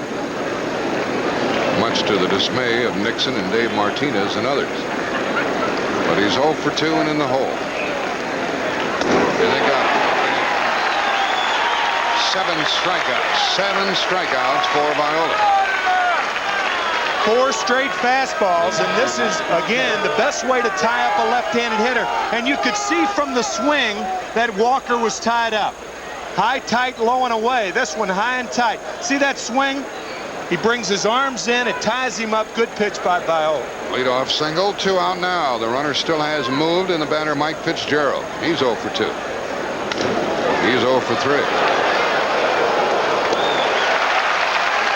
No runs, 1 hit, 1 left. Montreal has left 3, and they trail 3-1. A guy who just turned 30 on Thursday, coming from the American League to the National League, would have learned all there is to know about how to pitch. I'm still learning. The thing I thrived on in the American League was knowing hitters, because I'm not an overpowering pitcher. I feel like I'm a pretty smart pitcher. First time around here in the National League helped, but there's still the Houston, Cincinnati's, and Atlantas I haven't had a chance to see yet that I have to learn firsthand. But in the same breath, they still have to learn me too. So if I pitch my game and get ahead strike one and go ahead of the hitters and challenge them, I'll be all right. And if he wins today, he will be the first 3-game winner in the National League. Nolan Ryan and Dave Stewart and Roger Clemens have already won 3 in the American League. How about Dave Stewart now? 17 straight in April. What a story he has been. 20-game seasons in a row. He's going to beat it out, I think. Nope, good playing by Boyle. And that got negative. He's slower than he looks. The play went 1-3 on the bunt by Megadeth. It was almost a perfect bunt, but he couldn't beat it out. Boyd, an outstanding athlete. Watch him barehand this ball, and on this particular play, could, and did. Could, and did. Sounds like a conjugation, doesn't it? The batter is Barry Lyons. He's 0 for 2. The Mets lead it 3-1, bottom of the 7th. There's ball one. Pretty good game by Boyd today. Yeah, it really is. I mean, he's done everything that Buck Rogers asked. He has taken the Expos deep into the game, giving up only 3 runs. He made 2 mistakes. Here's the fly ball into the gap by Lyons. This is only a single. Much running speed for Lyons, so he didn't want to challenge him with 1 out. It might have been worth a try, but he's just so darn slow he couldn't bring himself to do it. That was an interesting comment. You said 2 mistakes. I think the pitch to Strawberry was definitely a mistake. That's not to say, however, that hitters only hit mistakes. They hit good pitches too. And then there was a leadoff walk, and that cost Boyd another run. This is a 1-out single by Lyons, bringing up Elster, pitcher next, and watch for the hit and run. 7 hits for New York now. They lead 3-1 in the 7th. And they can afford to do whatever they wish. Elster has had only 3 hits this year, takes ball 1. Why would you hit and run in a situation like this with the pitcher on deck? The reason is, the basic reason for a hit and run is to get the runner at first to third, and then if you do, Davey Johnson knows that Frank Viola can drive in the run with something other than a hit. That's why you hit and run in a situation like this. He hit that one pretty good. Raines is at the wall. Home run.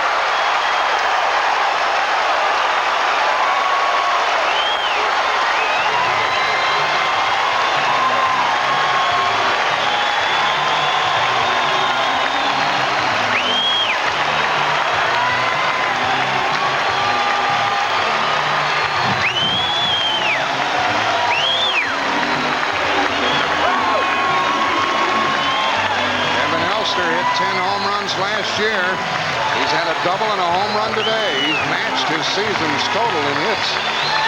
And that really puts Viola in the driver's seat, leading 5-1. And the batter is the pitcher, Viola. He'll be the 2nd out. Tell you, after 2 harmless singles in his first 37 at-bats, he is 2 for 2 with a double, a home run, and 2 RBIs. His first 2 RBIs of the season, by the way. He really kept his head on the ball when he swung the bat. Well, Elster's an inside hitter. You can get him out with breaking stuff away, hard stuff away, but he's quick inside. He certainly was then. Looked like Raines wanted to climb out of the stadium to try to catch it. 2 in the 4th, a run in the 6th, 2 in the 7th. And the Mets lead 5-1. That ball should be caught by Grissom to end the 7th inning.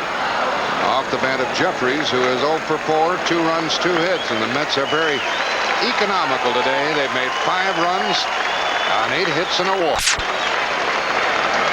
Off, and we're going to have a pinch hitter for Dennis Boyd.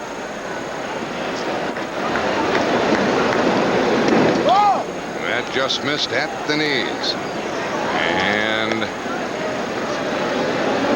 Here's Owen, and following him will be Junior Noboa, the pinch hitter. And then around at the top of the order, DeShields. Out of play. 1 ball, 1 strike. Well, next week, the NBA playoffs commence on CBS, and tomorrow, an Eastern Conference affair. Boston over to Philadelphia to take on the 76ers and Charles Barkley. Starts at 1 Eastern time here on CBS Sports. No fights, please. Hope it's a little calmer than the other night. $162,000 in fines. Mucho dinero for the scuffle on the court. We have golf this afternoon and then again tomorrow. It's the PGA golf coverage and the final round of the Kmart Greater Greensboro Open. That'll be tomorrow at 3:30 Eastern time on CBS. Barkley's got to miss that game tomorrow, doesn't he, for that suspension? Yep. Bill Lambier missing a game. I believe Mahorn's out of game. Mahorn's out of game also. I'm glad I wasn't in the middle of that. Elster will take care of Owen. That's the first down in the 8th. Pinch hitter coming up. Here is Greg Gumbel. Jack, you talked about it earlier. Cincinnati's Chris Sabo with the gapper here to get Mariano Duncan home from second base. That made it 3-0 Reds over the Braves. Cincinnati looking for its 9th win in 9 starts this year. They are in the 4th. Jack? Yeah, Greg's talking about that one that was rained out. They've made 9 starts. They've won 8, and they're on their way again today with Jack Armstrong pitching. Junior Noboa, half swing, strike 1. How about production from sources that you don't expect? Mariano Duncan leading the National League in slugging percentage this week. There is a base hit by Noboa. Boy, that's a tough role for a kid breaking into the big leagues to be a bench player and a pinch hitter, but he came through and he's 2 out of 4 for the year. He's a good hitter. He batted over 400 in about 220 at bats last year in Indianapolis. Junior Noboa ended up with a 340 average there, so he can hit. And the batter is Delino DeShields. We inquired about his first name. He said his mother liked the name, that's all. Made it up. I guess she was playing Scrabble when it was time to go to the hospital. And Viola continues to get ahead of the hitters, and we have a depressed Dennis Boyd on the bench. He pitched well enough here, Tim. Yeah, with the exception of the home run ball to Elster and, of course, the home run ball to Strawberry. Those guys are going to hit home runs, though. Pitched well enough. And strike 2, and Viola is pitching so well that there's nothing shaking out in the New York bullpen. So he might give him 9 innings.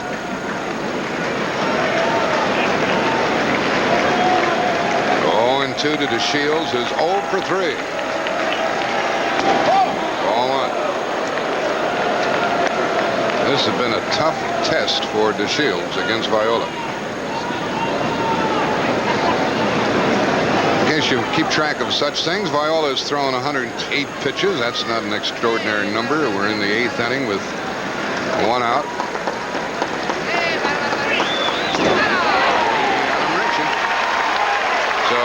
DeShields is 0 for 4, and that's the 8th strikeout for Viola. That's another one of those overrated things. Pitches mean nothing when you're a horse like Viola. 34+ starts over the last 7 years.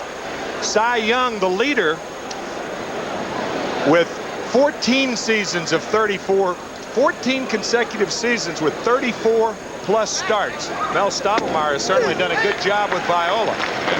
Here's Viola ahead on the count again. That pitch count, that doesn't mean anything. I mean, you can see that Viola's continuing to throw the ball hard. Grissom has 1 of the 5 Montreal hits, plus a stolen base, 1 for 3. 1 on, 2 out, ball 1.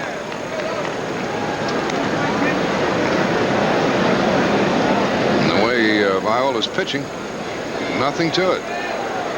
No walks, 8 strikeouts. Retired the first 10 here this afternoon.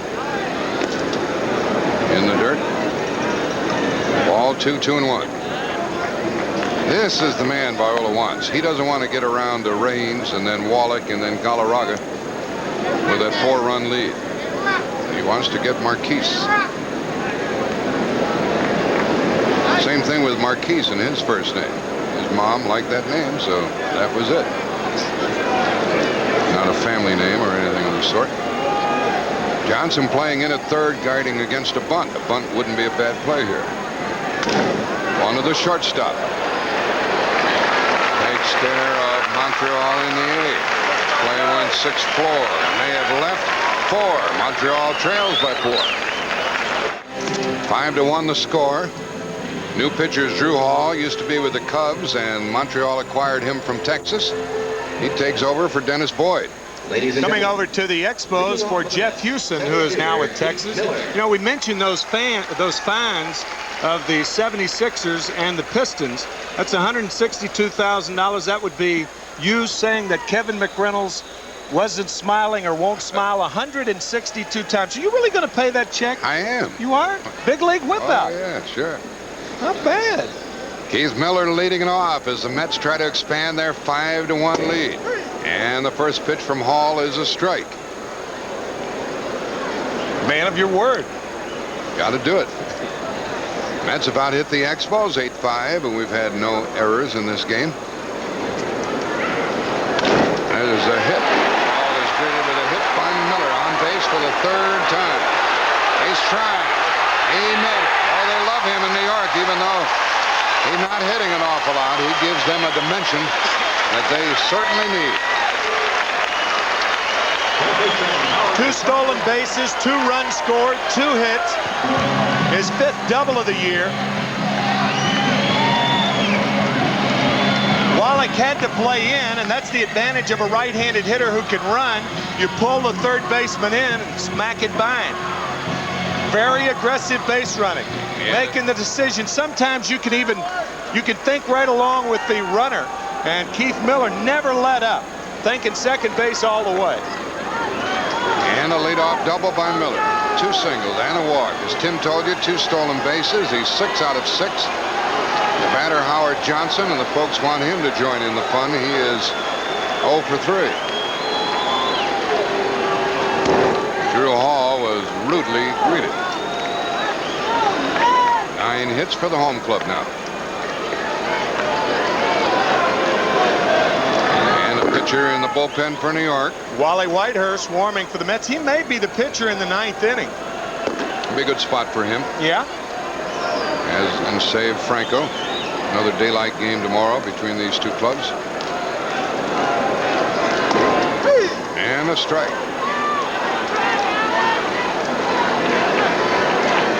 They have Musselman out there, and Franco and Whitehurst. And Ojeda and Phenia. Alejandro Phenia, that is. Pretty good bullpen for New York. Indians winning 8-4, 7th inning, slowing down the White Sox. White Sox 5-2.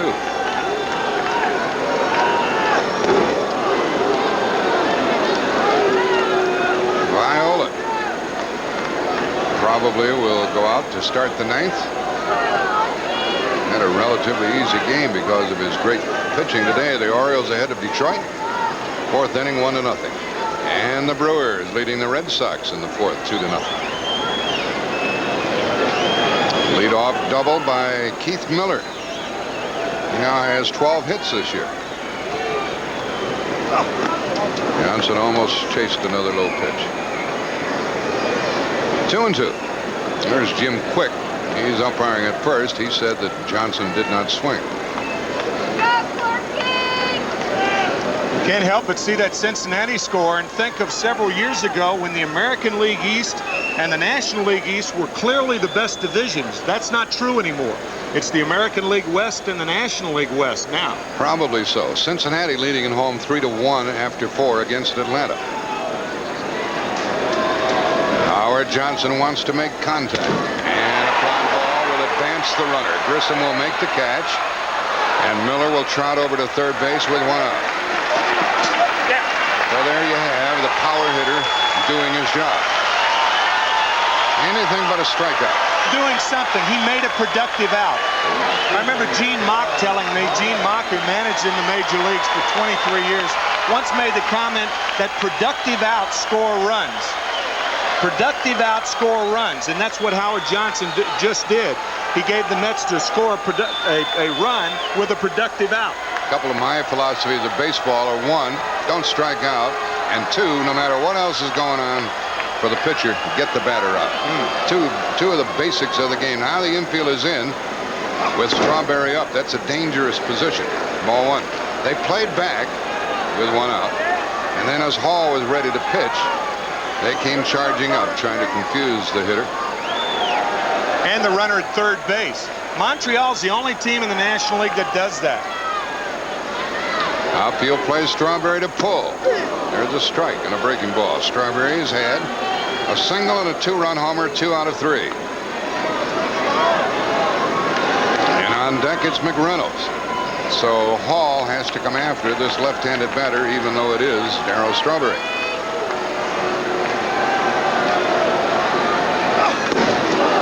And come after him he did with that one. 1 and 2. 5-1. The Mets lead the Expos here in the bottom of the 8th. They've out-hit Montreal 9-5.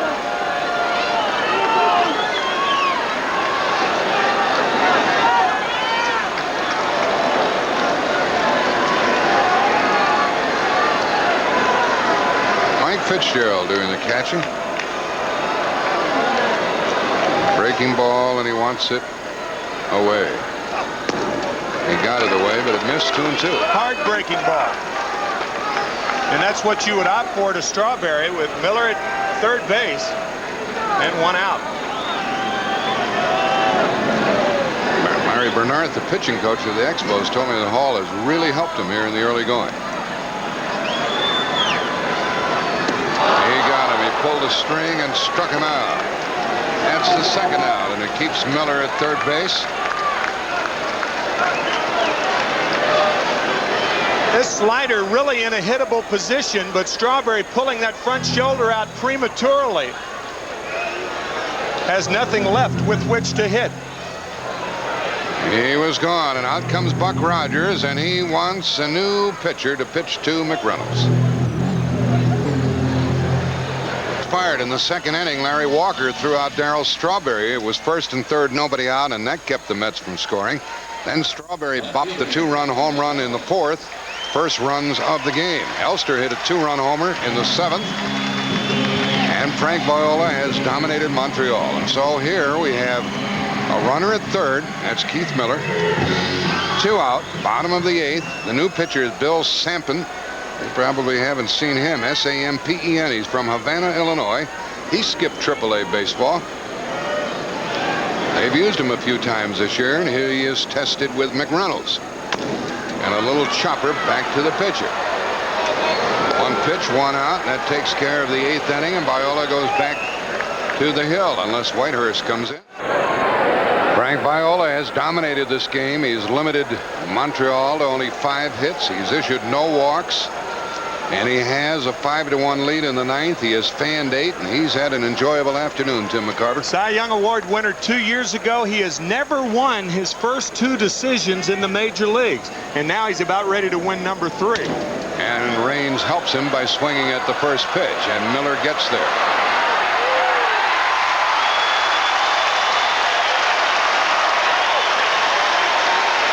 Had it all the way, right? Oh, nothing to it, man. Nothing to it. You know, we can look at Keith Miller for a while as he makes this catch and Jeffries gets out of the way. Nice to slide in the wet grass. You like to do that when you're a kid. Aside from the home run by Elster and the home run by Strawberry, this kid has been a big part of this game with 2 singles, a walk, 2 stolen bases, 2 runs scored. He was on base when Strawberry hit the home run. He scored the other run, the 3rd run, after he'd been knocked down by the pitcher. He's been a big part of it. A big swing by Wallach, strike 1. I hated to see Raines swing at that first pitch with his club trailing by 4. This copyrighted telecast is presented by authority of Major League Baseball. May not be reproduced or retransmitted in any form without the express written consent of Major League Baseball. Ball and a strike to Wallach. Raines 0 for 4 today. DeShields 0 for 4. Wallach is 1 for 3. He's up there now.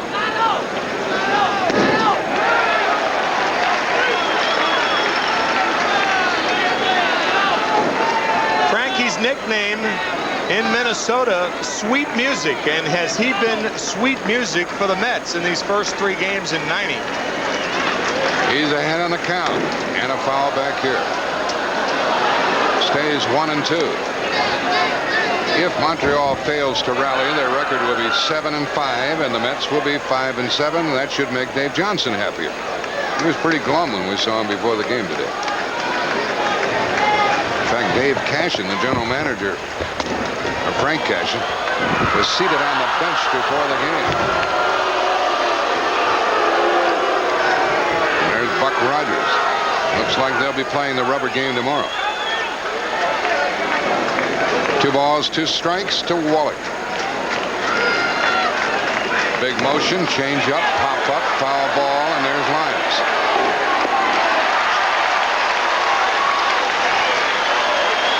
You see that flap on his shoulder to avoid being numbed by those foul tips? Would that bother you if you had that? No. Yeah, it would bother me. Yeah, I've talked to Barry about that and trying to make a connection between his throwing problems so far this season because it's so different, but he said he wears it. He has worn it all spring, and it really doesn't bother him. He doesn't even know it's there. It would bother me, though. Galarraga, the big cat, is swinging a miss. First runs of the game, a 2-run homer by Darryl Strawberry.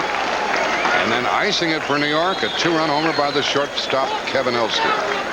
His older brother's here at the park today from out of town. He enjoyed that. Strike 2 on Galarraga. And the fans will start clamoring for the strikeout here.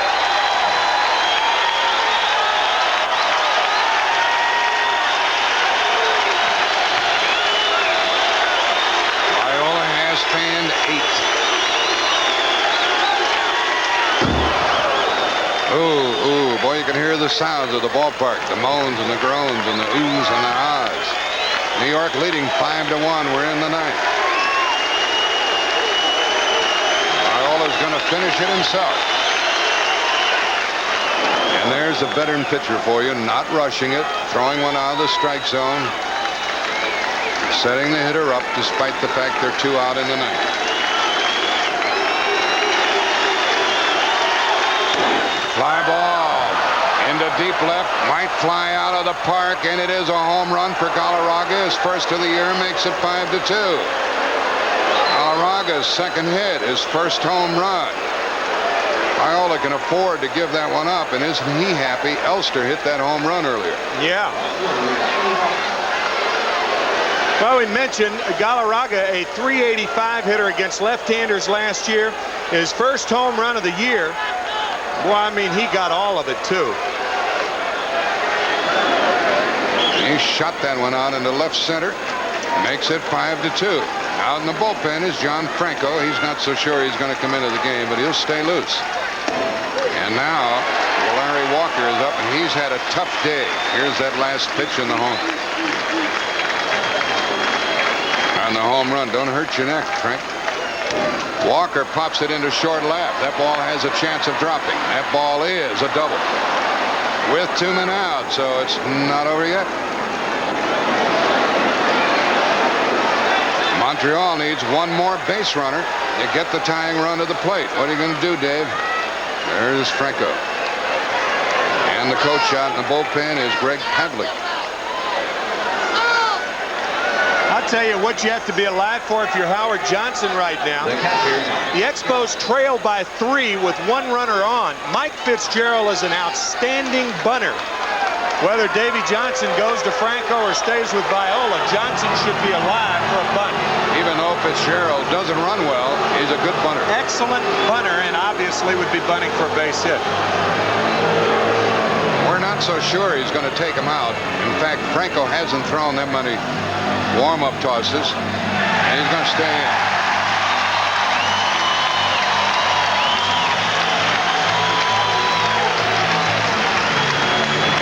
Boo, yay, yell these fans. Boo, yay. We have golf coming up down in Greensboro. The Kmart Greater Greensboro Open. Live 3rd round coverage. And the final round tomorrow on CBS. Here's Fitzgerald. He's 0 for 3 today. He'd like to hurt his former mates. A runner at second. 2 out, top of the 9th, 5-2. The Mets lead the Expos, and Johnson is a step behind the base at third. Expos need one more base runner. They have Spike Owen to hit behind Fitzgerald, but Mike will have to do something to get Spike up there. There's Mike Cubbage in the foreground, and there's Dave Johnson sweating it out.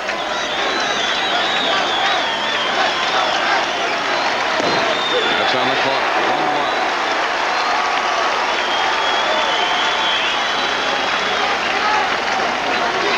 1-1. Fitzgerald has grounded out twice, fouled out once, and he does have a little pop in the bat. But Viola can afford to challenge him. He leads by 3. There's 1 on, 2 out.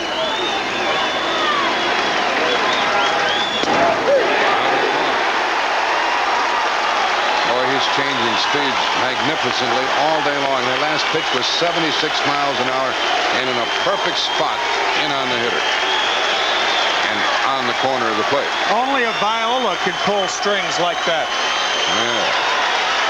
Once again, he's down to a possible last pitch. Listen to the fans.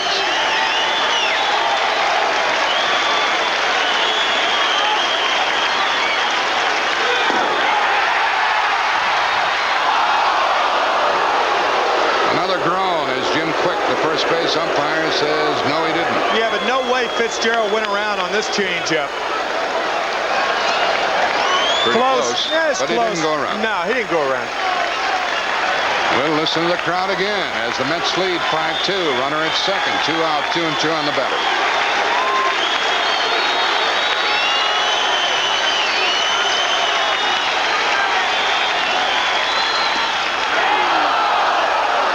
That pitch was 83 miles an hour.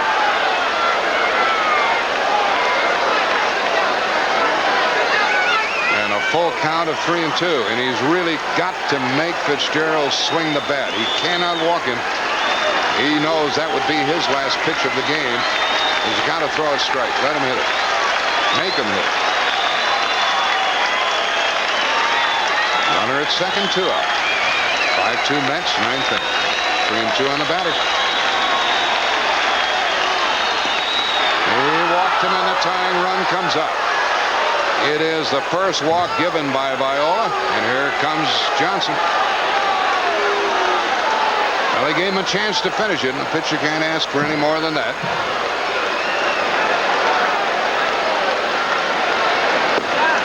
He pitched a great game and could still win his 3rd game of the year. He cannot be the loser. He's angry at himself for not tucking it away. Here's that last pitch that got him out of the game. Fastball low and away to Fitzgerald. Viola wanted that pitch, but it missed. They love him here at Shea Stadium. Franco with 3 saves. He saved games against Pittsburgh, Montreal, and Chicago. Trying to do it against the Expos. Expos have left 4. They have 2 on, 2 out, and they have Spike Owen. He doesn't have to hit a home run. They have a pretty good hitter to pinch hit next. Franco. Ball 1. What will we see here? The Franco has been so good for New York this season, or the John Franco who struggled with Cincinnati at the end of last season. He is from Brooklyn. He is from Texas. They call a balk. 2nd and 3rd. 2 out. That doesn't matter. Doesn't matter. It doesn't matter at all. Franco didn't stop, and clearly, and this is one of the problems that a lot of people have been around baseball for a lot of years. A lot of the problems they've had with umpires, when there's no intent to deceive the runner, why call a balk? First of all, it looked like he stopped, but it really doesn't matter in the whole strain of things. 2nd and 3rd, 2 out. I didn't see any balk, but he called it. The big item here is the pitcher, Franco, and the batter, Owen. Will it end here, or will they get to bring the big guy up who's on deck? There's another item. If Owen gets a base hit, the outfielders must throw the ball to second base. And a fly ball into right field. That ball's going to drop fair and And the tying run will go to second base. Spike Owen. Those runs are charged to Viola, closing the book on him. Good piece of hitting by Spike Owen, his second double, and he's driven in 3 of the 4 runs for the Expos. And the Montreal dugout is alive. Owen has fair running speed. He carries the tying run. And the pinch hitter for the Expos is going to be Nelson Santavena, as we look at a worried Dave Johnson.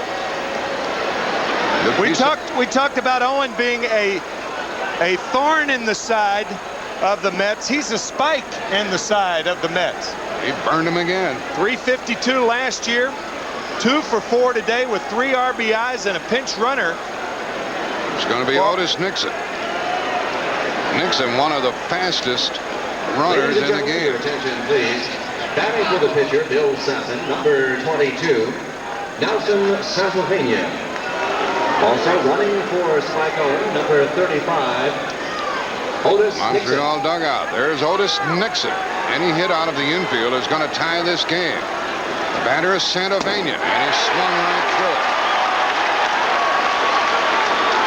Santavena has 1 home run, 5 RBIs, only 4 hits in 32 at-bats. And he's 1 for 6 lifetime against Franco.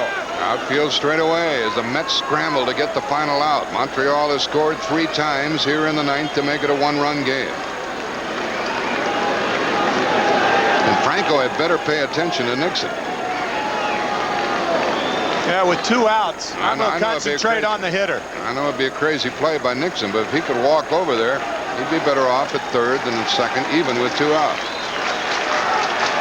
And a chopper foul. Yeah, but in my opinion, I don't want my attention diverted from the hitter. I don't even care. You're going to pitch just like nobody's on. If he's on first, it's a different situation. Second and third is a moot point as far as I'm concerned. 5-4 Mets. Montreal scored 3 in the 9th. They have the tying run at second. 2 out, and once again, for the 3rd time, they're down to their final strike in the game. Franco against Santavena.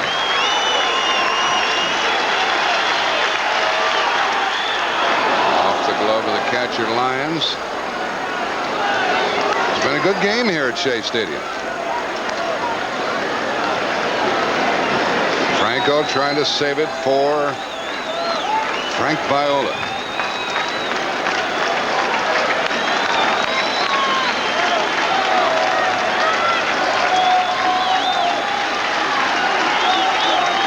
Tough when you have 2 strikes. He throws that screwball. Tough to stay away from it. That went in the dirt, 2-2. Yeah, with that changeup of Viola's or of Franco's, there's an extra burden on the catcher because for it to be successful, he's got to keep it down. Nice grab by Barry Lyons, even though he didn't go after it the proper way. He had the glove turn the wrong way, right. Montreal still needs the hit with 2 out to tie it. Home run to go on top. Oh, that's going to be close. Not so close, and the game's over. Slow roller carried out to Elster. And the Mets beat the Expos 5-4. In the 9th, they score 3 times. 3 hits, 1 left. They've left 5, and Franco was pleased to get that final out. They'll play the rubber game tomorrow. Elster's home run proved to be decisive. That's him, number 21. Proved to be the winner. Looked like it was icing on the cake. It turned out to be the cake. Darryl Strawberry put the Mets on the board in the 4th inning. A 2-1 slider from Oil Can Boyd with Miller on second base. That started the scoring for the Mets to put them up 2-0. And then with the score 3-1, also Boyd on the mound. A fastball inside. Kevin Elster's first home run of the year. RBIs number 1 and 2. And at that time it was 5-1, but the Expos gave them a finish. 4-8-0 and 5 left for Montreal. 5-9-0 and 3 left for the Mets, who won it. And Greg Gumbel is assembling some items for you. You'll see him in a moment.